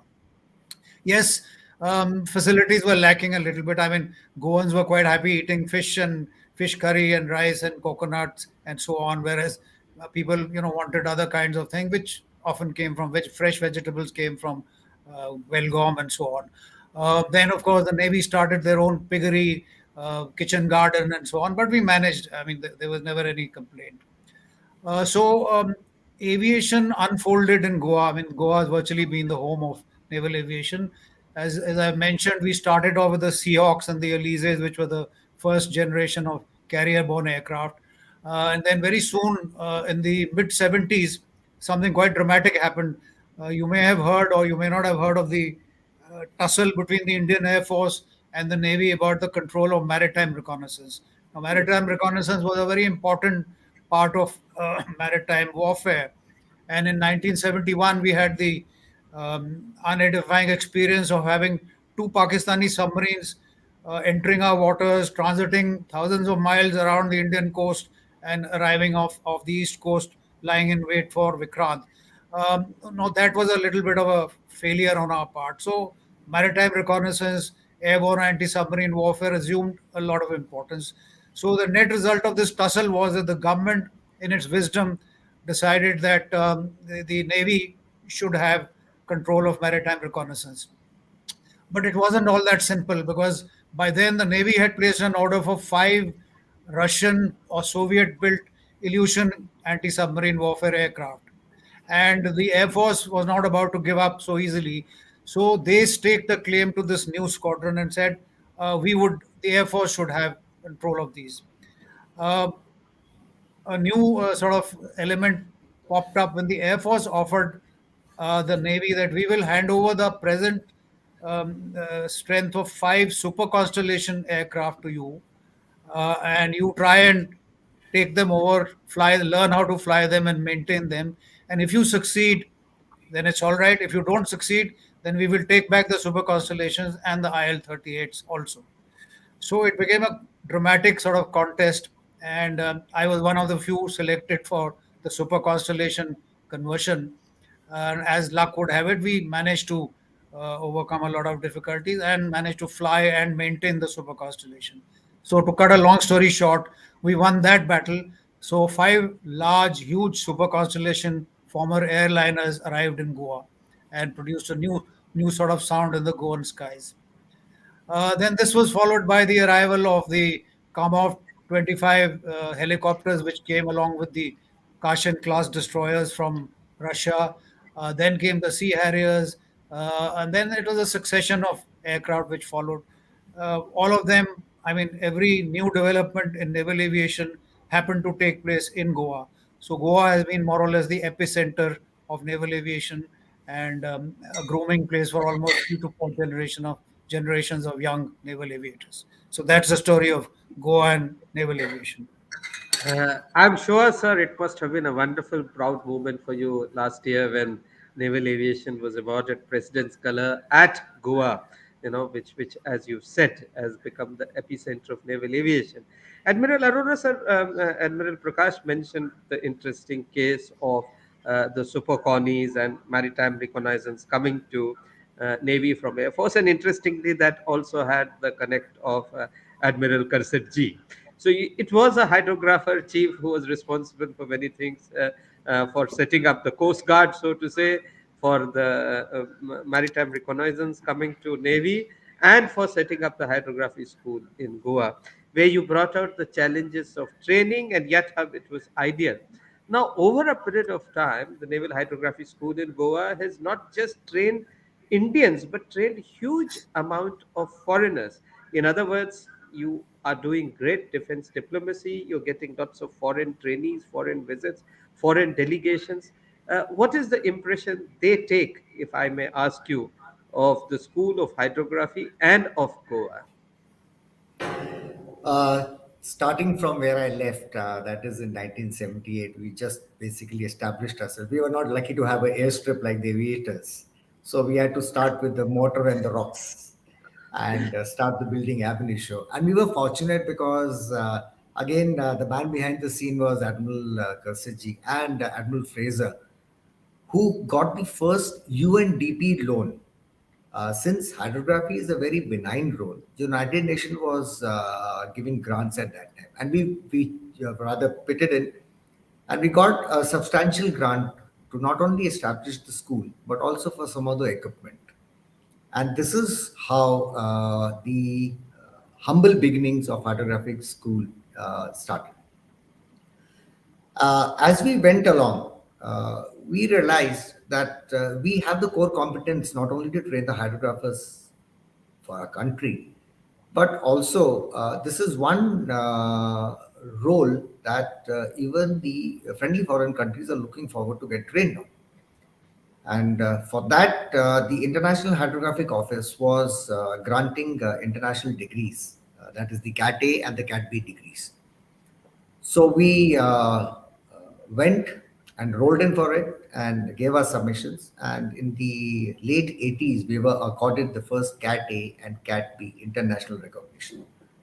That opened the avenues for the other countries to send their officers for training to the hydro school. And till date, we have trained more than 800 officers from 43 countries, and that's quite substantial. And what they love about Goa is obviously every part and every inch of the Mormugao harbor has been sounded so many times. I think 43 countries have left an imprint in Mormugao harbor as a benign role. So that also paved the way for a very strong alumni. And we have a very good alumni for these hydrographers from world over. And the amount of messages and the amount of inputs we get from them about their times in Goa, uh, they would like to come back always, first to visit Goa and then second hydrography rather than the other way around, because Goa has given I, them so much. Not only the I, days, but also the beaches. I wouldn't blame them at all, sir. But And I like the way you put it, that 43 countries have made their imprint on the soundings in Goa, bringing showcasing sort of the Navy's foreign cooperation efforts, and how Goa, the site of the first colonial outpost in India, now represents international cooperation in its best way. I think this is something that with the G20 presidency, this is something that we could bring out the role of the naval hydrography there. But Admiral Arun Prakash sir, you were responsible for setting, in a formal sense, the Navy's international cooperation, the foreign cooperation wing, and therefore I feel it's sort of unfair to imprison you only in the aviator's hat. You've seen a lot of Goa in different ways, and one of that is the establishment of the Naval War College and its very sort of permanent moorings, if I may say that, in Goa in 2012. I was privileged to be the first deputy commandant there, under the present Chief of Naval Staff, Admiral Hari Kumar, who was the first commandant. But you've been associated with it very closely. You've spoken there, and you tenanted the Admiral Arun Prakash chair there for a long time, and you're much sought after. So do you see that as another development, in North Goa, a center for knowledge? So the Navy spreading its roots uh, uh, in many ways, and establishing a knowledge center or a naval war college which can collaborate with the Goans is another good way to go about doing it. Yeah, thank you. That's a good issue you've taken up, Srikant. But before that, let me just say a word about hydrographers.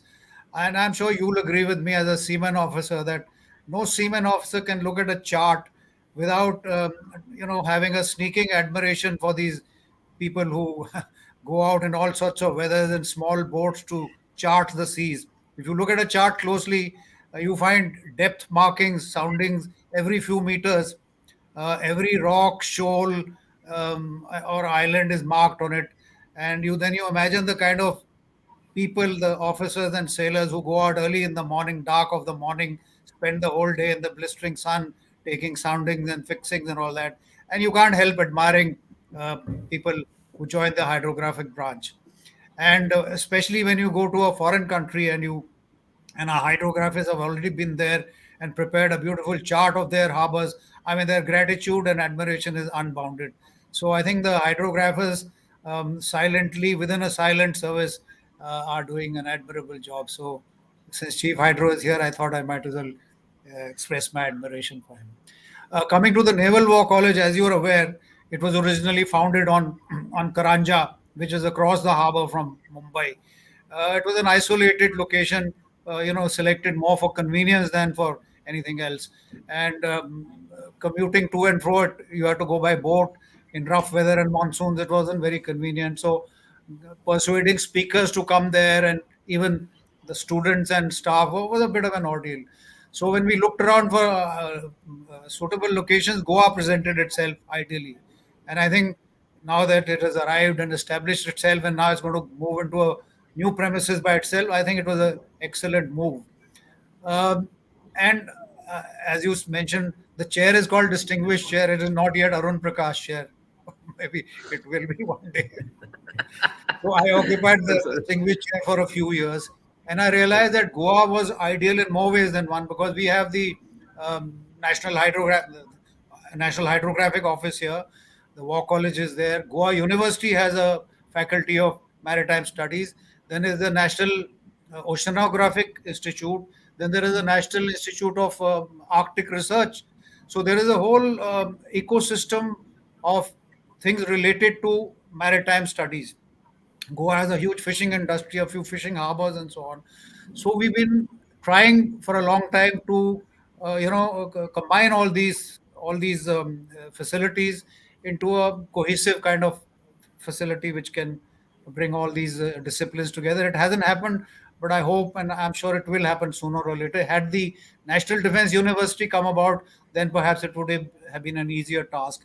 But Goa is an ideal location for starting germinating something related to maritime studies, maritime warfare, and so on. I'm so glad you mentioned, sir. So, sorry about that slip up, but I think you mentioned that Goa has this maritime ecosystem, and several disciplines or domains. I forgot the Goa shipyard. It's a huge. Goa shipyard, yes, sir, yes, sir. Goa shipyard, and with other institutions too, the Goa Institute of Management, for example. Now I think BITS Pilani has a branch there, so they're Yes, cutting edge institutions which can partner with the Naval War College, and that's right. and so, but I go along with what you say about the hydrographer, sir, and I must relate a personal incident that when I was a DA in Kenya, my high commissioner was so hard to please that anything that I did for 2 years didn't seem to get even a smile from him.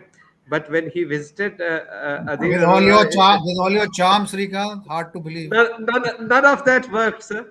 But he just had to come to Mombasa and embark Adhir Arora's ship and spend a day there. And he went back with such high praise. And I mean, people in the embassy wondered what is the magic that we have done. And indeed, the Kenyans too. So I agree with you completely. Admiral Arora, sir, taking from what Admiral Arun Prakash said, one of the other sort of disciplines, very interestingly, which we have not been able to represent today, but hopefully you will speak for them, is that the Navy's circumnavigation efforts, much of them have centered on at Goa. So Dilip Donde, who sort of began the first one, he's now settled in Goa. Madai, the ship that was used for that, was built by Ratnakar Dandekar, a builder at Goa. Then Abhilash Tommy, who did the second circumnavigation voyage, he's settled down in Goa. In fact, he's doing the GGR. And then the third one, Navika Sagar Parikrama, began and culminated in Goa. So fittingly, the Navy has set up our ocean sailing node in Goa. Do you foresee, as sailing becomes an important activity in future, do you foresee that could be another big ticket thing that the Navy could talk about its association with Goa, and in turn, Goans could be proud that many such achievers from the Navy are there, or Goa is associated with it. Coming back to, firstly, let me acknowledge Admiral Arun Prakash for having said those wonderful words about the hydrographers, and you acknowledging that what the hydrographers do. It was just incidental. We are just doing our job, and it is nice to get acknowledged and pass it down to the guys who are at sea and who are doing all the good work out there. I think they need that big shabash. One more thing that before I take on the question that Shrikant you posed, uh, the good part about the institution is Goa's. It is they bring about synergy. Though they are vertically specialized in their own field, but having a handshake for anything that is maritime makes a lot of sense. So hydrographers do go to the National Institute of Oceanography or NCPOR to get some amount of knowledge. But it is the oceanographers who seek back the hydrographers from the hydrographers as what practical experiences at sea are. That is where the synergies between these organizations is just going from strength to strength. We were there 3 weeks back for the Colombo Security Conclave, and this was the first Colombo Security Conclave of the hydrographers and the oceanographers that was ever held. And we visited all the institutes of NIO, NCPR, National Institute of Hydrography. And from there on, they went to INCOIS, which is much hinterland. So, what Goa brings, actually speaking, is both the culture of the theory as well as the practical. And one very important thing about NCPR is Antarctica. The hydrographers have been involved for good around 20 years now, going for the Antarctic experience and the expeditions from the NCPR.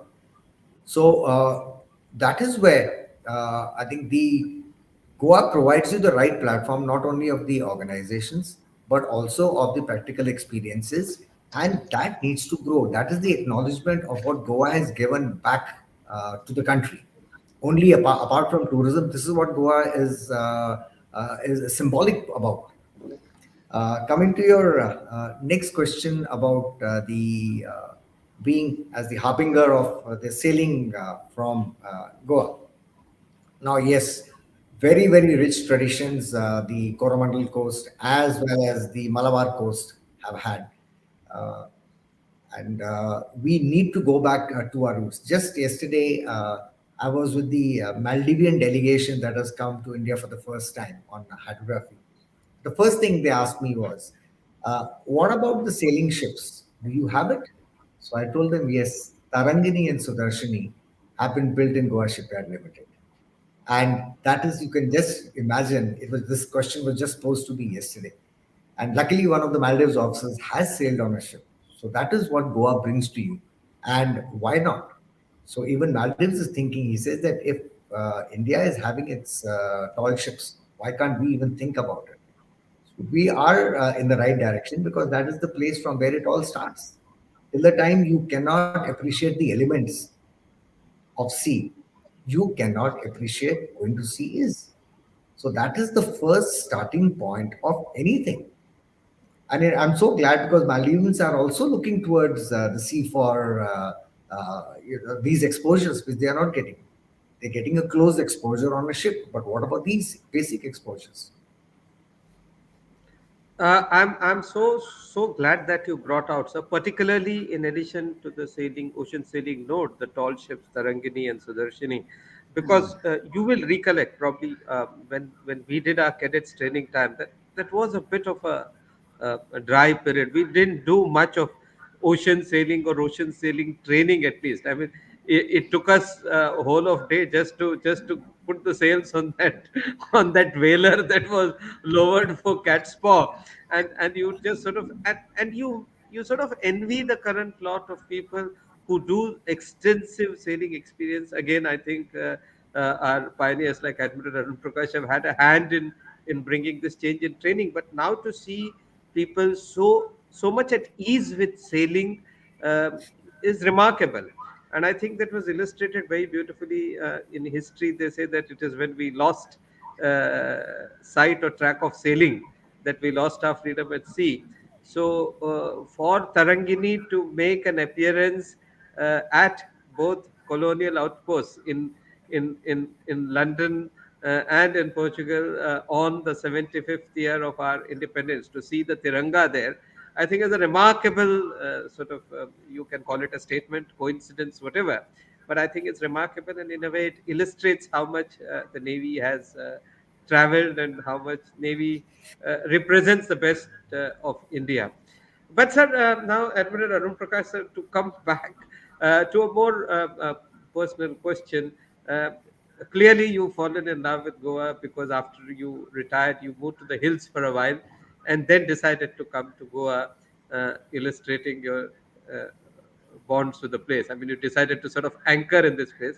And I said in the previous session, many others have done it. Admiral Suresh Mehta, Admiral K.B. Singh, and recently Admiral Shikhande, Admiral Philippos, a whole lot of others.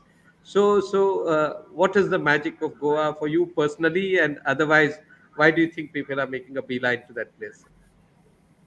Well, personally, as I mentioned, I've spent over half a century in Goa, off and on. So, About 20 years during the service, intermittently, and uh, 13, 14 years after retirement continuously. So that makes half a century. My daughter was born in Goa. Her daughter was born in Goa. So we got three generations. I'm not a Goan. I can't call myself a Goan, but the two generations of Goans in the family. Plus, as I said, it's a great example of India's syncretic society, that the Portuguese came here as colonizers. They left behind their culture, the music, their cuisine, and there is a charming synthesis of Indian and Portuguese culture. That's why you find it's a paradise for tourists. It's got such a cosmopolitan atmosphere, and the people are extremely kind, hospitable. I mean, aviation is not a, it's a mixed blessing. First of all, there is noise pollution. I remember when we brought the Sea Harriers here. Now the jump from the Seahawk to the Harrier was tremendous in terms of decibels, because the Sea Harrier's engine was a huge, monstrous noisemaker. So there was a bit of resentment in Vasco town. People were getting sleepless nights. Dogs and animals were getting disturbed and so on. We had protests. Then we had to go out to town and explain to them that, look, this is something we can't help. Technology will improve, your engines will get bigger, but we are here for a national cause. And sure enough, the response was positive. Then there were a couple of weapon ranges. I think this is another good example. Weapon ranges in Goa. I don't. I'm not sure whether they're still in use. So every now and then, some young pilot would drop a small weapon or a bomb or something in a village, which is very alarming for people. There again, we would reach out to them, explain to them, and invariably we received a very positive response. So I think it speaks a lot for people. I remember one particular incident, 1984. There was a massive exercise called Tri Shakti, which included amphibious landings and so armored assaults and so on, and included a paradrop. So a battalion of paratroopers was airdropped over Goa. Because a strong wind, half of them drifted off the airfield and landed up in coconut trees, hanging from coconut trees in villages and so on. So the army chief was here, General Sundar. He got very worried. He said, the Goans, we know they might beat up my men. So we sent out people to search for them. In every case, the paratrooper had been safely landed on the ground, given hospitality, chai, pani, coconut water, and returned to us. So people of Goa have been extremely kind to us, and I am delighted that we are, acknowledging their hospitality in a small way by naming a ship after them. Goa, that's great, sir. it's amazing to see how the change has taken place. You talked about it being a backward place. It was in those days, but now you see elevated highways and that flyovers and so on coming into being. So it's a delight to watch this microcosm of India, which is Goa. Delight to watch this microcosm.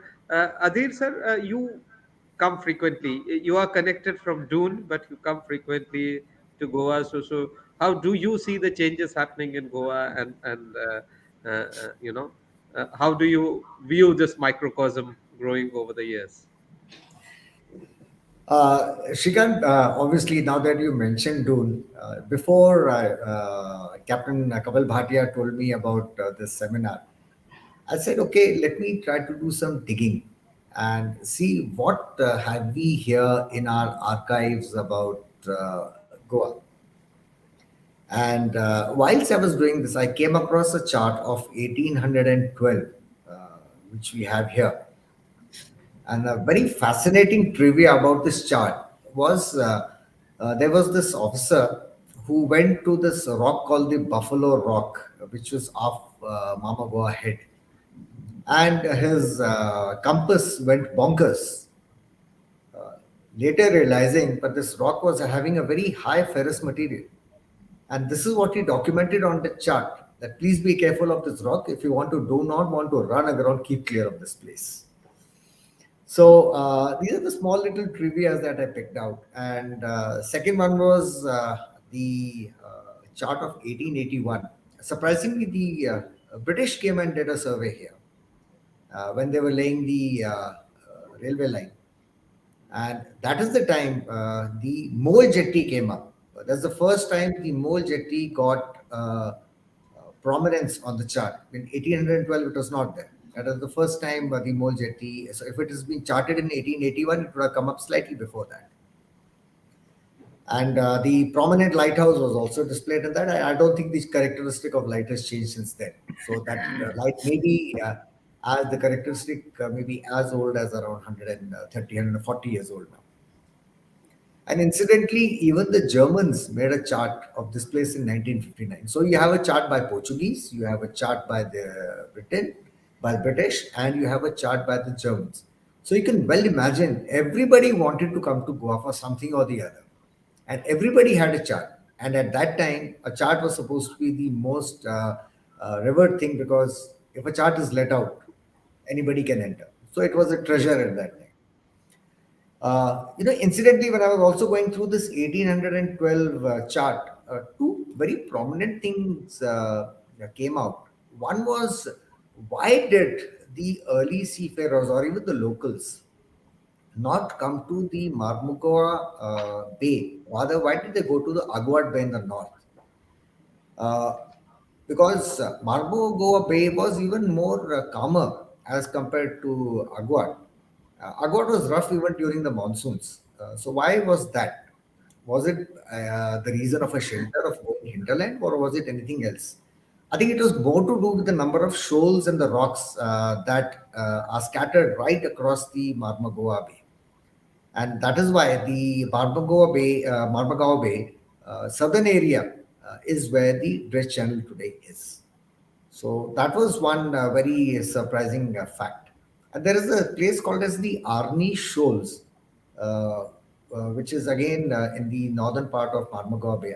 I believe the line of battleships that wanted to enter the Aguad Bay got grounded and got lost out there. So there are still 3 or 4 shipwrecks of this British battleships out there. That was another very interesting part that came out. And every person who's come here, or Alfonso Albuquerque, rocks have been named after him. So everybody who has contributed to this place, there are features at sea which have been significantly named after them, honoring them. And all these people had a very, very large role to play. So that was nice seeing this chart and coming out with these small little facts, which make a lot of difference. They may not be so prominent now, but in a way, this is one thing that shows you how Goa used to recognize its luminaries. Then the naval ships obviously have seen how difficult it is to come and anchor, because to take bearings in Mormugao Bay is not only a challenge, it's impossible. You have every, I think, lighthouse or maybe a spire which is 180 degrees opposite, which is only one line of bearing. So how do you go about it? So that was another challenge, how the ships used to enter the Mormugao Bay or even the Aguad Bay. Yes, I believe the reason why Aguad got more preferred and the Mandovi River got more preferred was at that time the depths that were required were not too many. That was just maybe around 4 meters or 3. Whereas Mormugao Bay always had depths around 8 to 10 meters. I was seeing the fathom charts, they were always deeper. But it was only after the rail line was established and the port was established that Mormugao Bay got the importance that it most required. And I believe Mr. Sanjeev Sardesai and Valmiki already mentioned about the uh, salt plains and the wetlands and the swampy area.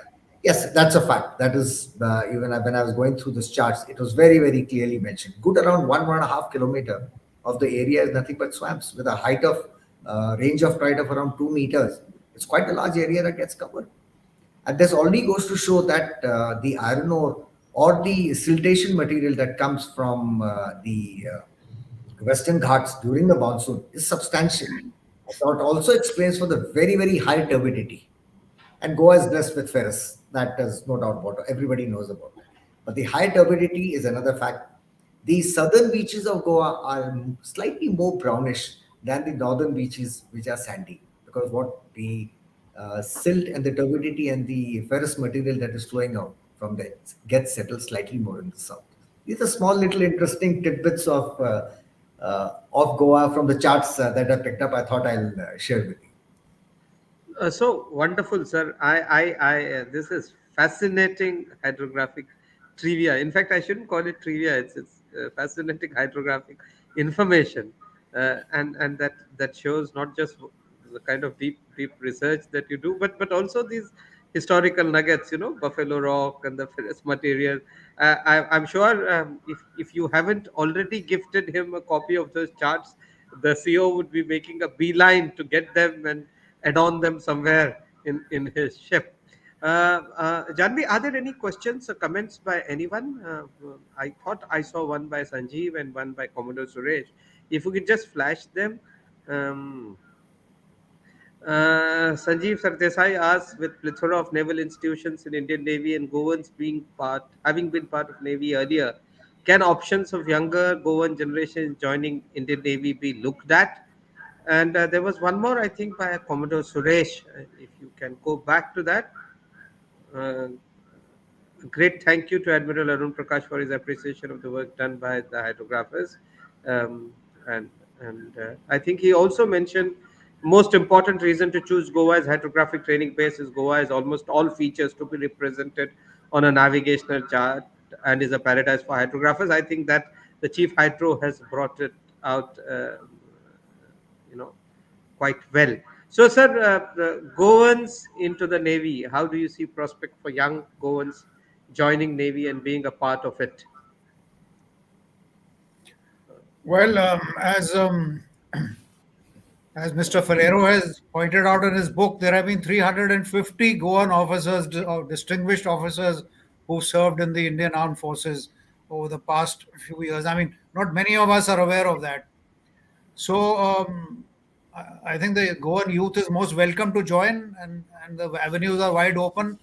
The internet is full of information on how to join, whether as a sailor or as an officer. Now this Agniveer scheme has also been started. The local air station INS Hansa, they have open days.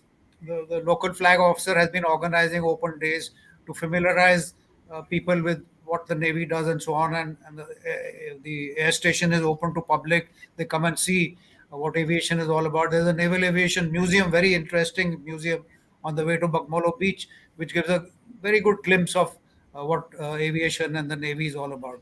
So, Goan youth are most welcome to join. The more the merrier. Of course, it's a fact that there are many other avenues open to the Goan youth. I mean, in the merchant navy in large numbers and so on. But the Indian Navy would be delighted to have, as you pointed out earlier, the musician branch was very fortunate in having Goan talent entering in large numbers. So there are many ways in which the Goan youth can join, and information is freely available. And the Navy, I'm sure, will be delighted to have as many as people from Goa as possible. Um, Adil, sir, you'd like to add something on that?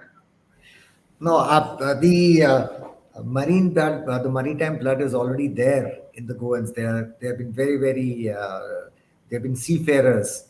So it is but natural for them to join the Navy. And what better calling, being in Goa, seeing these institutes, the inspirational institutes like Admiral Arun Prakash mentioned. Sky is the limit. for the aviators, and hydrographers are there to give you the grit and blood on land as well as the sea. So it is two wide spectrums. And once again, I keep mentioning that the hydrographers would not, the task wouldn't have been made easy if it was not for the aviators. It was the Chetak helicopter coming on board the ships was the biggest boon. And if anybody wants to join and see both the spectrums of the Navy, hydrographic ship as well as a pilot, you got best of both the worlds. uh, Anything, sir? You wanted to add something, sir? Edwin Prakash? That's it. No, I no, saw that's you. all, except to convey my good wishes to Captain Bhatia, the CO designate of Mormugao, and to the crew of this new ship when they commission. Wish them a very happy commission and many successful voyages thereafter. There's Kapil, I can see. So good luck, Kapil. Wish you all the best. Smooth sailing. So, ladies and gentlemen, I'm sure you would have noticed this conversation flowed so smoothly, effortlessly, and we got to hear a lot about Goa and Navy. I'm sure we'd have liked to have continued. There's so much that we can talk. For example, the Navy in Goa is not just limited to aviation and hydrography. We brought in the Naval War College, we brought in the Ocean Sailing Node. There is a huge logistics depot there, including air logistics. There are test ranges. There's the naval hospital, Jivanti. So there is a huge amount of navy related establishments, and then we talk of a overall maritime ecosystem. Sardesai Sahab, I don't know personally, I haven't done statistical sampling, but I believe that lots of Goans with maritime blood also chose to go what is called the Laskar tradition. They preferred maybe to travel and see the world more, preferred to join the merchant navy crew rather than the Indian Navy. But as Admiral Prakash brought out, we'd be very happy to have them in a whole lot of streams in the Indian Navy, not just musicians. They're natural flair for music, and you mentioned Commander D. Cruz. But I think a whole lot of other Navy professions. And I think pro rata wise, the numbers are significant from what Mr. Valmiki has brought out in his book. Admiral Prakash said there's a very interesting INS Marmagoa connection with the Naval Aviation Museum. I'm glad you mentioned that, brought it out. That the curating of the Naval Aviation Museum was done by a lady, Ankita Rawat, who is married to one of the officers posted on the Marmagoa. So Oh, she did, how nice to uh, hear that. she did that, and so I think in many ways these links are there. There's another fascinating thing that I heard, or rather message I got from Commander Gomes, my CO in the training ship, Commander Carl Gomes. He doesn't have a Goan background from what I know. He belongs to Calicut, but he messaged to me to say that please say hello to John Eric Gomes, the hero of Goa liberation. He says I was the best man at his wedding. So these connections from Goa, with Goa, at Goa, and in Goa continue as far as the Navy is concerned. Thank you ever so much, sir. Wonderful having you here, and I'm sure your wishes will stay with the ship as she sails along.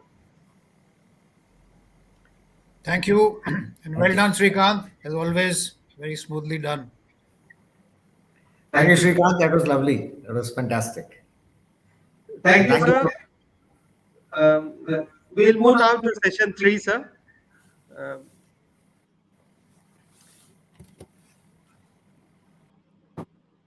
Ladies and gentlemen, we come to session 3, and this is another very interesting session where we have come from dawn of history to 61, the liberation, followed that with close linkages between the Navy and the state, and that linkage is exemplified in the fact that the Indian Navy is soon going to commission a ship called the Mormugao.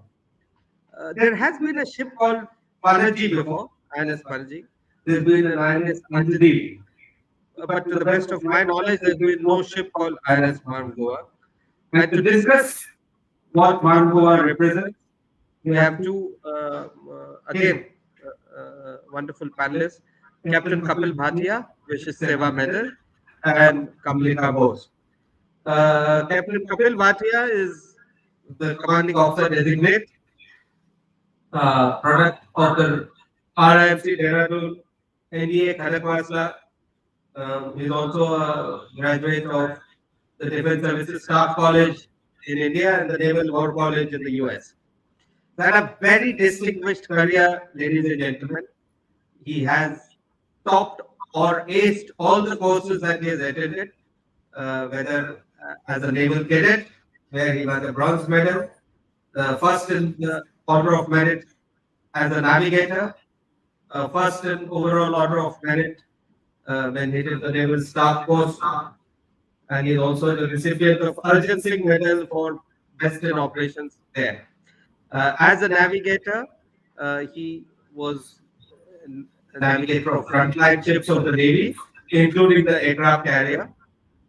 He's commanded ships before. And now, as a commanding officer designate of Mormugao, he's all set to command one of Navy's most prized platforms. Before this job, he was the naval assistant to the chief of naval staff, a very, very important job where he was then advising the CNS as well as KBC. His tenure in the Naval War College USA also, he won several prizes, including the Bateman Award for International Essay Prize, the winner of a Foreign Area Officer Association, maiden officer to get the distinction degree and highest distinction at NWC USA. He was also the first Indian Navy officer stationed in Singapore in the as the international liaison officer in the Information Fusion Center at Singapore. So obviously, he's a very, very distinguished officer. And above everything, I'm very, very happy to say that we've had association before. When I was a divisional officer in NDA, he was a cadet there. So I'm very proud of him. Our second panelist is Kamalika Bose, founder, principal, Heritage Synergies India, design and curation, VIP compartments and alleyways of Mormugao. She is a founder, principal of Heritage Synergies India, independent and award-winning consultancy based in Bombay. She has 15 years of experience in design and preservation planning, museums and curation, and research and education. Kamalika has a master's degree from Cornell University as a Fulbright scholar, being the first Indian awardee in the arts and culture management category. She was selected to represent India at the European Union's Global Leadership Program in Amsterdam in 2018 and the French Ministry of Culture's Professional Training Program, Kamalika, I can't pronounce that, but Séjour Culture in Paris in 2018. She has consulted on and curated a range of prestigious museum and exhibition projects in India and abroad, including Bengal's Durga, a Totally Thames Festival 2018 in London, and Naval Dockyard Legacy Gallery in Mumbai last year, which I've seen and which is outstanding work. She has authored 5 books, including The Hoysala Legacy, Something Close to Me from my home state of Karnataka, and People Called Calcutta. So importantly, ladies and gentlemen, as a prize-winning, award-winning heritage conservationist and architect, she came in, having done the Naval Gallery in Dockyard, as the design and curation in charge for compartments and alleyways of Mormugao. Probably the first time such an experiment has been carried out. So it'll be interesting talking to both of them. So Captain Kapil, can you just tell our viewers and listeners what is Mormugao all about? What is the ship all about? What is the special thing to comment about her? And you would like to talk. I know you would have lots of things to say, but just tell our viewers in brief what is so good about this great lady. Thank you very much, sir. Thank you for the introduction as well. Mormugao, as our viewers will be knowing, is a second ship of P-15 Bravo class of destroyers. So what a destroyer brings to the Navy, I'm sure we can discuss it in a subsequent question. But if I were to just answer your question, so that what is special about Mormugao, I think I will highlight three elements. So then there is the substantive part of it, which relates to how a warship is. But there is also the symbolic, the historic part of it that I would try to bring out. And here I would say that the ship would be commissioned shortly and three elements stand out. First is the timing, the year itself.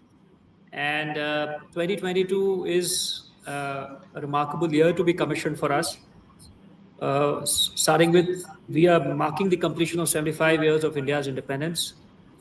We are marking the completion of 60 years of Goa's liberation, which is the home port for the ship, and also marking 50 years of completion of the first warship being built by Mazagon Docks Limited in 1972, which was the erstwhile INS Nilgiri, the first frigate constructed in India. So the year itself has a lot of symbolism attached with it.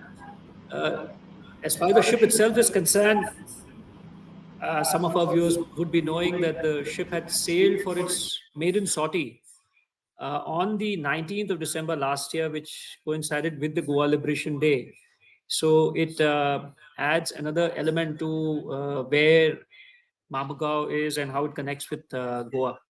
And finally, may I just add that the ship has been constructed, has had one of the shortest build periods, reducing from about 8, 9, 10 to about 7 years for Mormugao. And this is a reflection of the collective journey of the Navy, of the nation, of the shipbuilding capability as we move ahead.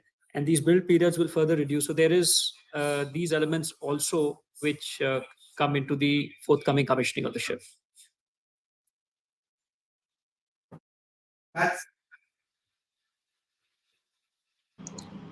That's so wonderful, Kapil. I'm sure you would want to say a lot more, but let's get in Kamalika here.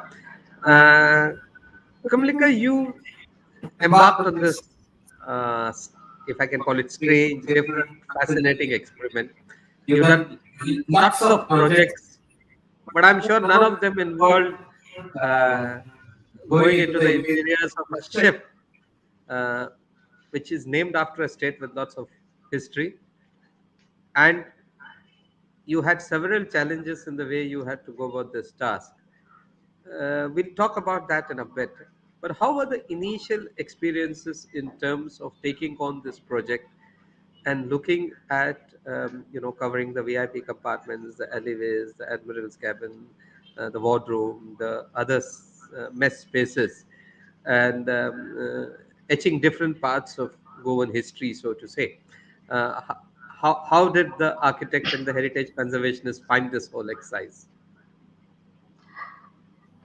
Thank you, Commodore Kesnur and Captain Bhatia, firstly, for having me on this panel. And before I can start, I would really like to express my heartfelt thanks and gratitude to everyone who's organized this and given me this wonderful opportunity to be a part of Mormugao through design and curation.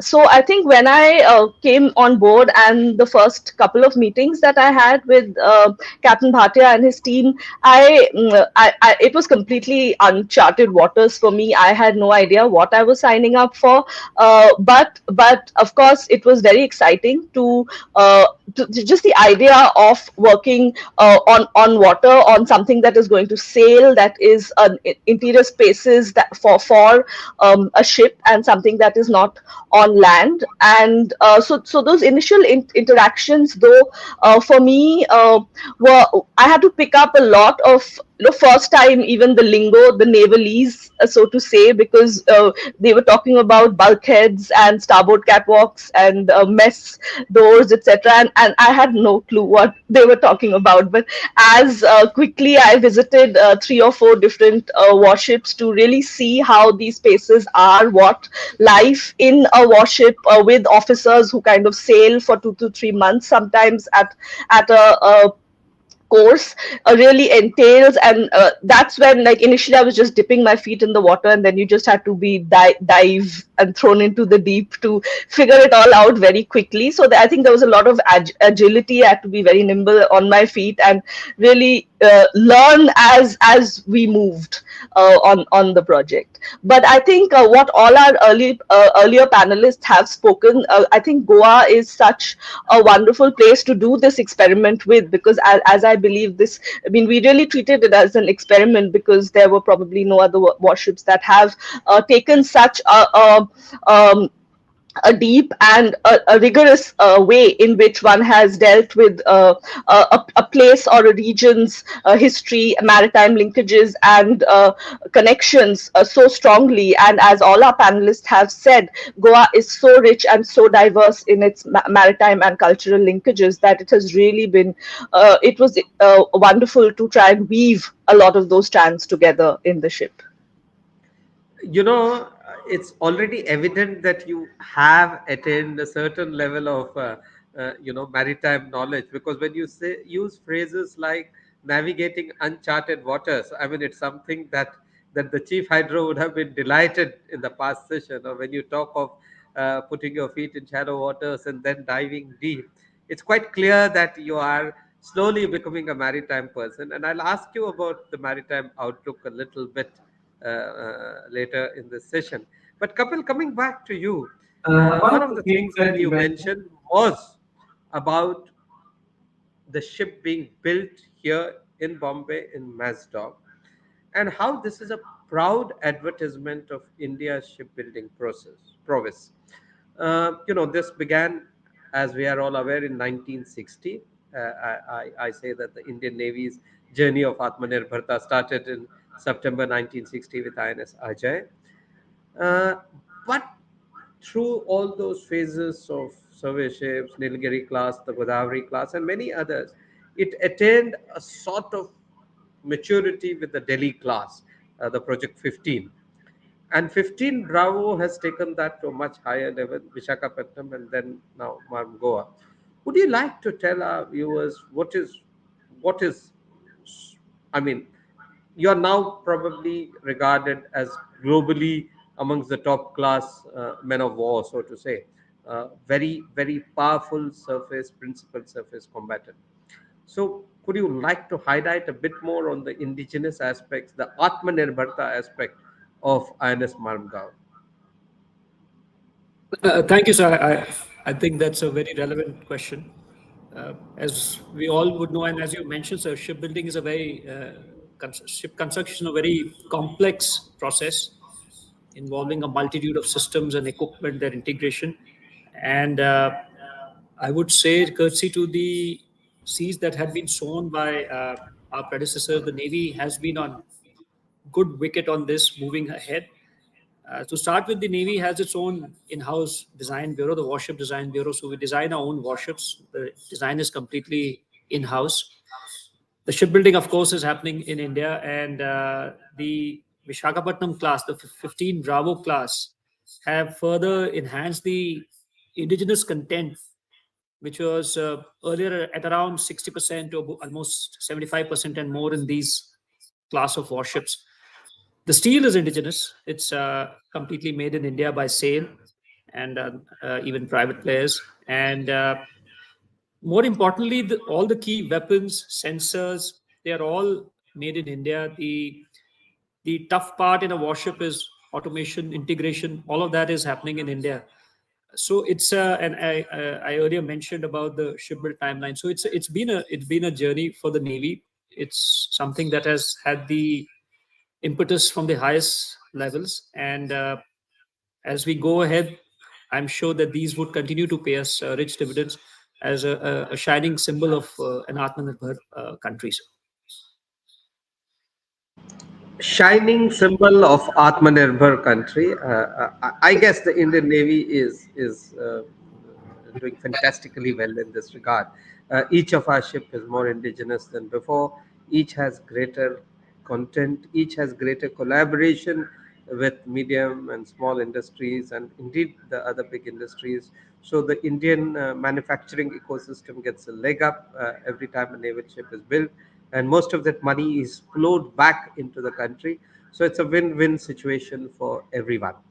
And now we are finding different ways to collaborate, as you have done with Comedica, in trying to bring in that it's not just important to collaborate with the technical people, but also with architects, with academicians, with a whole lot of people to generate that feeling where you give everyone a sense that this ship is also yours. It's Indian naval ship after all, and I think all Indians would be proud to own that. So Kamalika, to come back to you, um, certainly you talked and in a nice way of how all this lingo was Greek and Latin to you, and they probably explained that over a period of time, and maybe as a writer in due course of time you'll write about maritime terminology and how you came to terms with it. But much as the men are nice and courteous and gallant, I'm sure your first impressions of visit to the ship when you see a mass of entangled wires and pipes and uh, uh, brass and electricity running all over, and you are told that there are challenges of space, huge challenges of space. In fact, there is a saying that the way warships are constructed, the chawls of Bombay will look like luxury penthouses. How did you sort of navigate this terrain where you are told you can't do this much, you must do this, see that. One, constraints of space, and second, probably for the first time your work or your curation and design is coexisting with something that says close this door or open this vent or do this hatch, or these are the red markings, yellow markings.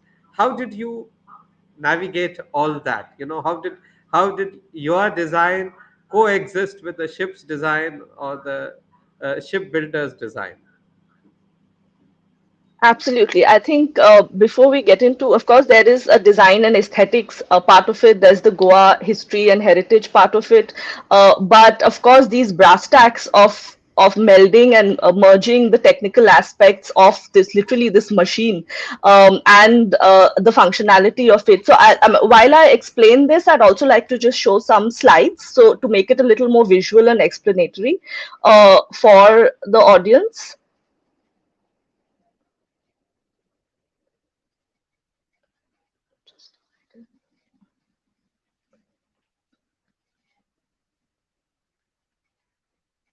Is this visible?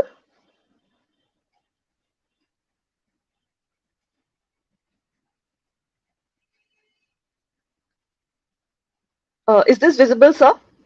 Yeah, it's visible now. It's visible now. Go ahead. Okay. So yes, I think when my first few site visits were really, this was the condition of most of the VIP compartments. The photographs on top, which was really a mangle of wires, various things strewn, the bulkheads bare, the panels had not been mounted, all the services were exposed. So two or three things that struck me immediately before we got down really into the design exercise was that this was completely blocked on all sides. There was no natural light coming in, and that was very different from sites that we're used to, where natural light and how you play with natural light and how you harness light is very important in creating an ambience. So there was absolutely no natural light. Ceilings were very low because of what you're left with after all the services and the central air conditioning, etc., didn't give us enough room to really explore about the vertical dimensions of the cabins were definitely very compact and very functional. So even bringing in, especially for cabins like the admiral and captain's cabins, bringing in that quality of plushness, a place where one can work and also retire at night. How do you maintain their efficiency and compactness, but also provide for some sort of leisure and luxury and warmth and in these spaces? And of course, the equipment, because there are so many technicalities of emergency lights, of other PA systems, of the sound and the audio, other panels, electrical panels, and so it's really a network of all of these, as these photographs show. So the project really had to, and our efforts really had to take into account these various inputs, work very closely with the people who were mounting all of these in various places, and come up with ways in which we could streamline these things and get a more cohesive design. So I'll just take you through a few slides of how we went about this. So I think right at the beginning, we decided that we need to review it right at the beginning, at the fundamental, which is the layout of the layout of the VIP compartments of the P-15 Bravo class of ships. And since prior to Mormugao, Vishakhapatnam had already been commissioned, we kind of reviewed, as you can see on this layout here, the layout of the cabins of Vishakhapatnam, and identify are they working well, can they be made more efficient, what can we tweak and what can we change around. And therefore, based on that, and based on Captain Bhatia's lived experience of having been on the Vishakhapatnam as well, we came up with a sort of checklist on what we needed to sort of take care of or improve on the next ship. And of course, keeping in mind functionality, that we're working within very, very constricted places, but still taking care of all the work requirements of the CO and the admiral when they are on board, as well as the component where they also need to host and entertain periodically, with including foreign navies, and of course the night cabin, which is a zone to relax and retire at the end of a day. So we have to, of course, keep functionality in mind. Three very important components became concealing and streamlining services. So we took special care, and in this I must also appreciate Mazgaon Dock Shipbuilders' cooperation in being open to shifting around many of the locations. We could not, of course, eliminate the checklist of technical fitments that needed to be there in each of these cabins, but they were very open and very cooperative in relocating and repositioning these, so that we could streamline services and hide them in, conceal them in certain ways. And so that. Kamalika, can I come in a minute? Yes, sure. Yeah, Kamalika, we seem to be experiencing some technical issues or problems with the presentation. I understand it's not being seen properly. So not to worry, I think this bandwidth issue, uh, perhaps when that was happening, we heard you explaining and you are quite articulate as ever in bringing them to life. So just see if you can go on explaining without having to rely on the PPT, so that you can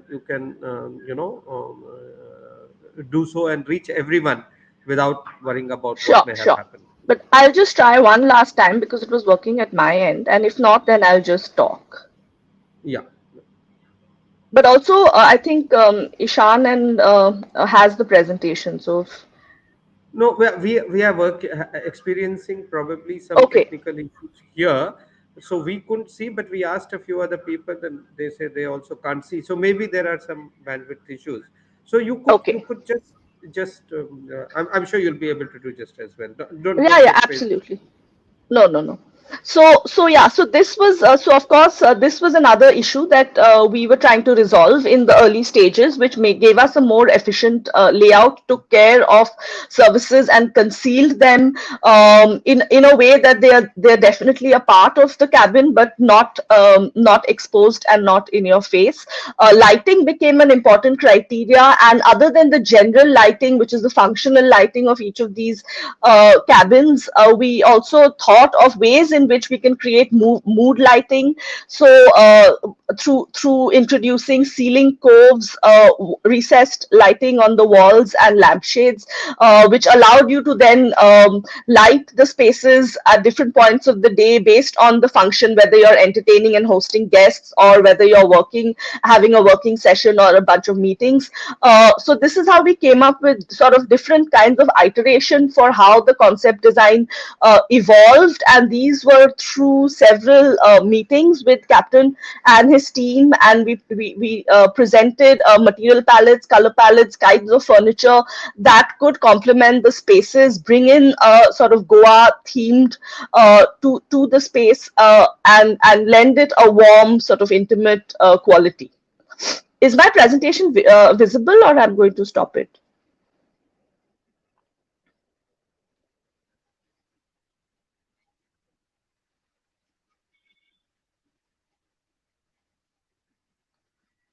I think you're on mute, Commodore Kesnur. Yeah, visual still. So we'll try and examine from here. I'll ask the next question to Kapil. Meanwhile, you see if it can happen. Otherwise, I think we will take it as goes, Sure. and this one. So Kapil, moving from soft power, so to say, that Kamalika has so beautifully edged out, be it the palette, be it the lighting, be it the different ways in which design aspects was approached. Uh, as a Navy person, I see the externals, I see the silhouette of the ship, and I say, wow, this is menacing, you know. So, how does the ship see itself? Obviously at the vanguard of the fleet. So, would you like to tell our viewers a little bit more about how Marmugao is expected to function as a frontline fleet ship in the years to come? Thank you very much, sir. So, Mormugao, as you know, is, as I mentioned, is the second ship of Project 15 Bravo class of destroyer. So when you talk about a destroyer, we know it's a large combatant, it's one of the largest combatants of the Indian Navy class of combatants. And starting from the P-15 to P-15, which is the Delhi class, to P-15 Alpha, which is the Kolkata class, and now moving on to the Vishakhapatnam class.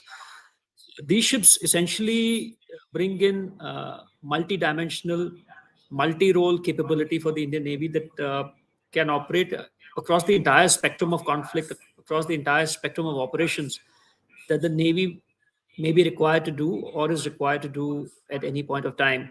Uh, Going right from one end of combat operations to the other end of benign. Uh, some of our viewers would know that these ships were involved in Operation Tote, where survival rescue was done in very difficult sea conditions. So they bring a lot of capability to the fore. And as far as specifically the 15 Bravo class of warships are concerned, they further enhance upon the capabilities of the 15 alphas, whether in terms of stealth, whether in terms of sea keeping, whether in terms of automation, whether in terms of its weapon sensor package. And when you put all of that together, effectively for the Navy, it means more potent, more lethal capability to meet our challenges in the maritime domain. So yes, we do see as we move ahead, these class of ships will be the mainstay of the Navy and will continue to meet the requirements and expectations of the Navy. So that's I think a wide range that you spawned, and I'm glad that you mentioned about the flexibility of these ships to perform,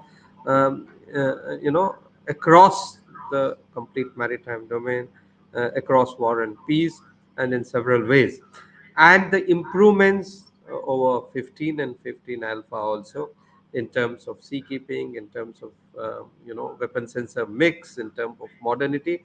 I think this is all something that we need to be very, very proud about. Now, Kamalika, if I can come back to you, frequently when you hear people like Kapil and I talking, it's all maritime, like we talk jargon. But the question I want to ask you is slightly, touch upon your role as a curator and architect of eminence. One thing that, and probably this is a somewhat uneducated remark, but one of the things that we don't see frequently in Indian art and architecture is what we would call the maritime outlook or the pelagic outlook. So whether it is to design or curation, aspects of sea, aspects of navy find very little space. I mean, if you were to compare with a country like Great Britain, for example, lots of their art, lots of their galleries, lots of their public national imagination is informed by the sea. There is not, they're not similar things here. Since you're an author too, and you've written historical subjects, you've written contemporary subjects, uh, having come on this project and the previous naval dockyard project, do you think there is a need for a maritime outlook or a pelagic outlook to art and architecture in India?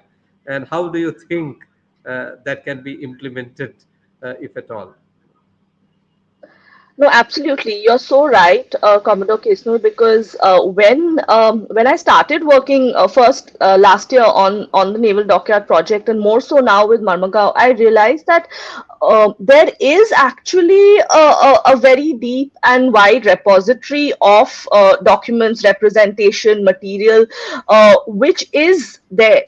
But because one has not really tried to make sense of it or project it to an audience in just in the way you said, there is this understanding that not much exists in terms of body of knowledge about India's maritime history. But I think there is an immense body of work that there's also a lot of work which has been done by local and regional authors in local and regional languages. So not all of this might be translated in English, and but there is a lot of work which we realized even while researching on Goa. A lot of books and documents in Konkani, a lot of material on Maratha and Kanhoji's period. But I think putting it together and making it mainstream as a course of discourse is something which we have only begun to do very recently. So I think even in the course of this project, I think Captain Bhatia was very clear, and I think I would laud his vision to really look at the walls of each of these cabins and the alleyways, etc., really as canvases to represent and bring out as much as possible of Goa's maritime linkages, history, and not only dating to what we know about or what we talk about in common parlance, which almost seems that it begins and ends with the Europeans coming to Goa, but that is completely only one side of it, and there's so much in the pre-European maritime trade era as well, which we have then tried to represent and highlight here.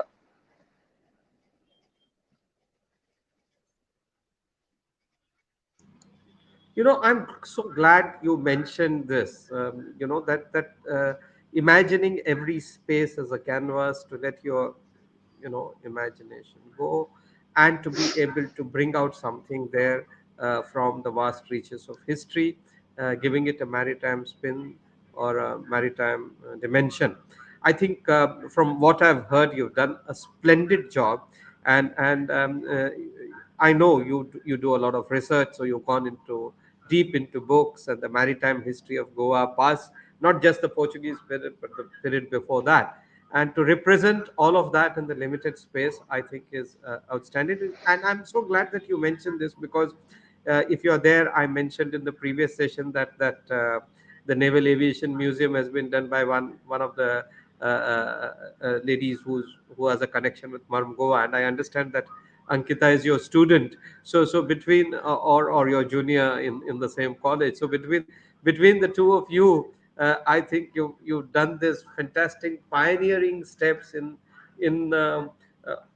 like I said, a maritime outlook to architecture and art, and with lots of that now happening, I think that space is wide open for many people to do it. But I'm so glad, I'm so happy that, and I'm sure people will get to see your work soon. So, Kapil, now coming back to you, uh, let's take, from the heights of operation days, you are ready almost, you're likely to be inducted anytime shortly, commissioned anytime soon.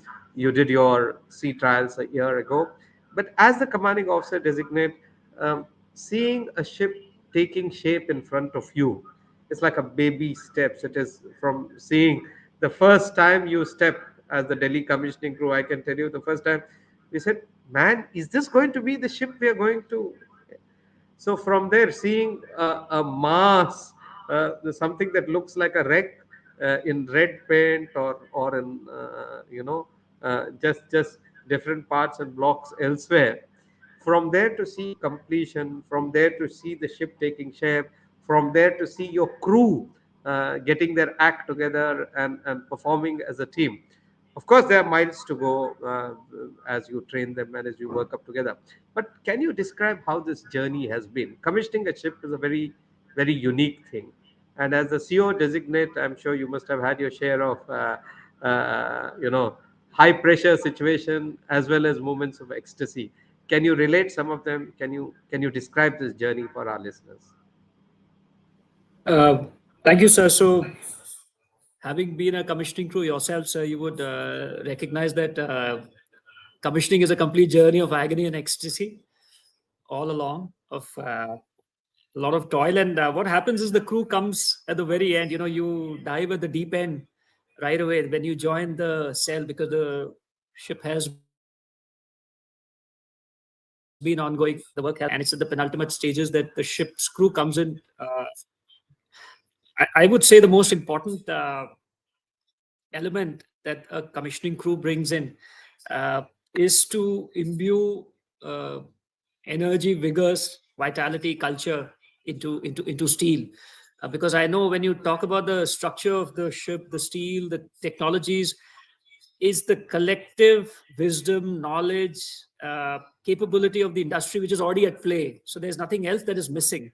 It's the crew has to fill in that piece of the jigsaw puzzle, the big jigsaw puzzle. It's a small piece, but I would dare say it's an important piece to plug in, to bring in the sense of belongingness, the sense of energy, the sense of the spirit of a ship is what comes in with the commissioning crew. And I'm sure the shipyards, they would tell you that a lot changes when the crew comes in, and what they bring, and the stories that you have to tell of this time are, are really fascinating, and they're yours for a lifetime. So for us, really, the journey is just beginning, but it's also the end of a stupendous journey which is coming from steel and hull form to a ship which is commissioned. And here, I would just like to say that for the crew, for me and my crew, it's been uh, a continuous stream of support that has been given by everybody to enable us to do what the Navy expects us to do, whether it's from the command, whether it's from the naval headquarters, whether it's from the yard, who have been very extremely forthcoming, the overseeing teams, the MDL workforce itself, extremely energetic. You would see them sing patriotic songs, come and take pictures with you when you're doing trials, and always ready to go and do their best for the Navy, because they firmly they're completely into the idea of contributing to the nation. So I would say it's a beautiful, it's a wonderful journey. It has its own trials, tribulations, but on the whole, it's a journey that it's the most coveted experience that the Navy can give you, and you cannot trade it for anything. You cannot trade it for anything. I completely agree on that. And I'm glad that you talked of the difference that a crew can make, the commissioning crew. It provides the spirit to the ship, as you said, or as we used to say in our days, the crew provides the metal to the metal, you know. So in a sense, the crew makes the difference. So I must tell an interesting incident. A few years back, when I went to speak to some of the mid-level engineers, technocrats, and executives at the MASDOC, I departed from the prepared talk, which was a standard spiel about some things Navy, to talk about why Navy people are so attached to the ships that they serve on, and if they are commissioning crew, even more. And I told them that, look, you have built ships, you have a sort of attachment, but moment it gets commissioned or before commissioning it goes to the crew. Remember, so long as the ship stays in commission for 30-35 years, everyone will remember the shipyard and say, ye theek tha, ye acha nahi tha, this was good, this was bad. So you remember. So there is memories of ship, and people invest in shipbuilding. So one of the things you must keep in is this human factor of how people have long memories of the ships that they were a part of, particularly if they've been commissioning crew. So I'm so glad that you brought it. Let me take the last question to Kamalika in this session. Kamalika, I just wanted to ask you. He's mentioned about the team and the crew and how they made a difference. But how has your experience been working with the Navy in general, with the ship in particular? And I don't mean just in terms of the fact that they were nice, courteous people, which of course I would expect that. But in terms of working together, did you find some issues where perhaps your sensibility didn't match theirs, or what you were trying to say uh, they couldn't fathom, or what they were trying to say you couldn't? And how has the whole experience been of working with the Navy on this project? If you can tell us a bit more about that. Sure. No, I think it has really been a pleasure. Like Captain said, of course, there are trials and tribulations of, and multiple iterations, and things will go wrong and we do it again. But I think what I really admire and appreciate is Captain's own heightened sensibility towards design. And because he understands and appreciates design, he's able to engage and have a conversation with a designer and appreciate what a designer brings to the table. And with his team, who've been extremely hands-on, who've been extremely forthcoming despite all their other responsibilities and tasks that pull them in multiple directions, to constantly engage with me and my team, to follow up, to be present most of the times when I am on board, to be very very hands-on in every minute detail. And I think that really impacts the quality of the output, to have a team that is so closely working with each other. And that, I would say, not only for all the officers that I have engaged with in this project, but also with the executing team and the MDL workers. I think I've definitely gained a new respect for the hands and minds that build these ships, spend long hours taking care of every sort of technical glitch that comes on, and is really willing to co-create something for the nation.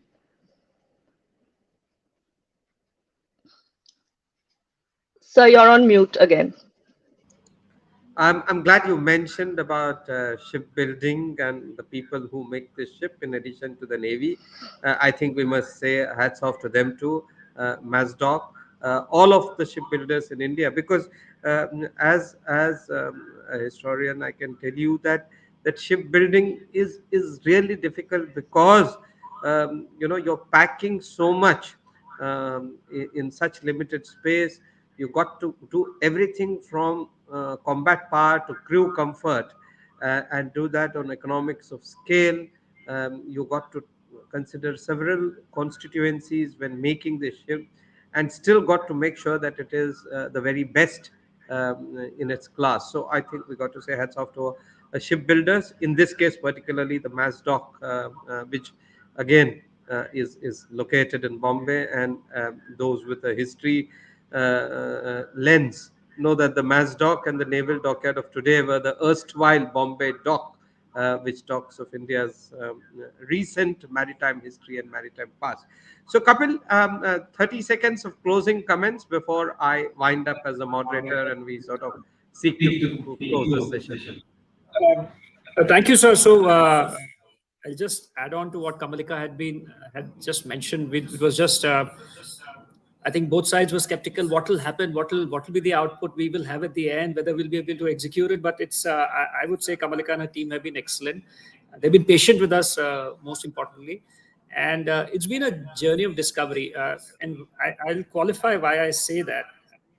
Uh, I would say that when we wanted to take the idea of Mormugao or the heritage of Goa further, we discovered that the amount of history, the amount of interesting snippets from India's past that are there for us to understand and gather are available if we just reach out and try and put them together. And here's where Kamalika and her team helped us curate it, put it together in a form that's easy to assimilate and adds a sense of history to our combat potential. And as you know, sir, that nautical and military history is an important facet for any naval officer, and we do put a lot of emphasis on this. So in this regard, this journey has been very useful, and I'm sure the crew will benefit from the work that has been done by the teams. Thank you ever so much, ladies and gentlemen. I just saw a couple of remarks. Two of them remark about the ship should visit Goa for Navy Day 23. Another one by Sardesai Saab, who says after commissioning she should visit its namesake Marmugao Port. Goan should make a beeline to visit her. Someone says proud to be Team Gatsi Gors. So I think as far as the ship's visit is concerned, it's not for me to talk about the ship's program. As all of you are aware, these are done under operational considerations. But I am sure, one, this represents the sentiments of people in Goa that they would want the ship to visit there soon. And second, I'm sure whenever it happens, the ship with its big heart will open its doors to Goans, and in turn, the Goans will sort of welcome the ship in their very lovely traditional hospitality. I have no doubts that whenever it happens, it will be wonderful. It will be a day to cherish. Amrita writes about preference given to gender sensitive designing. I'm sure Kambalika would have done that anyway, but I think we also must know that we are making slow steps.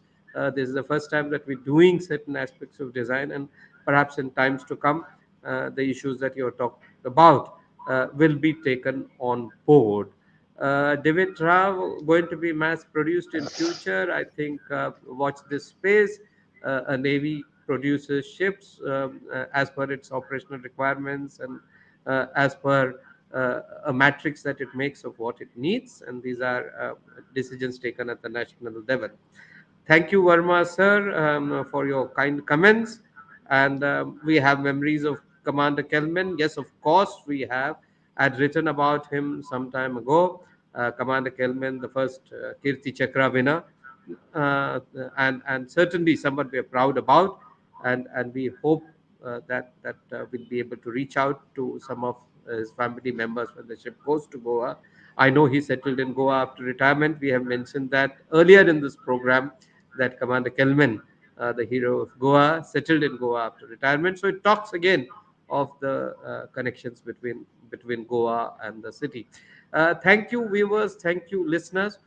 Just to round it up over the last couple of minutes, one, as a historian wearing my historian's hat, I think this is fascinating for the white canvas that we etched and for the vibrant colors we filled it with, moving from dawn of history right until 2022 December, and covered different landmark aspects, the pre-colonial history, the early history, then what happened during colonial times, the synthesis that produced, and now as a proud flag bearer of independent India's maritime legacy, Goa being in the forefront, to have a ship named after the state, Marmugao, is fantastic. Constraints of time did not allow us to talk about the Navy's role in the liberation of Diu as well in December 1961, when the old INS Delhi went and bombarded the Diu fort. And in 15 minutes of withering fire, the flag of surrender was hoisted by the Portuguese. Again, why I bring it out is because of its historical significance. It was the Battle of Diu in 1509, which gave Portuguese uh, sort of sway over the Indian Ocean region, and to face naval gunfire there on their fort and to have the flag of surrender there is symbolic, just as it's symbolic to have a frigate called Afonso de Albuquerque have the white flag of surrender. Of course, much water has flown since then, or flowed since then, and today the Indian Navy is at the vanguard of the nation, representing everything good and nice about this country. And one more manifestation of that will be when INS Marmugao is commissioned shortly. Ladies and gentlemen, thank you for your being a wonderful audience, for your lovely comments and questions. I'd like to thank all my panelists, Ishan, Sanjeev Sardesai, Valmiki Felero, Admiral Arun Prakash, Admiral Adhir Arora, Captain Kapil Bhatia, and above all, Kamalika. I'd like to thank the Maritime History Society for giving us this opportunity in hosting this, and for our coordinator, Janvi Lokegaonkar, for giving all the assistance possible to make this happen. Thank you, and see you soon in some similar webinar, toasting the Indian Navy. Thanks a lot.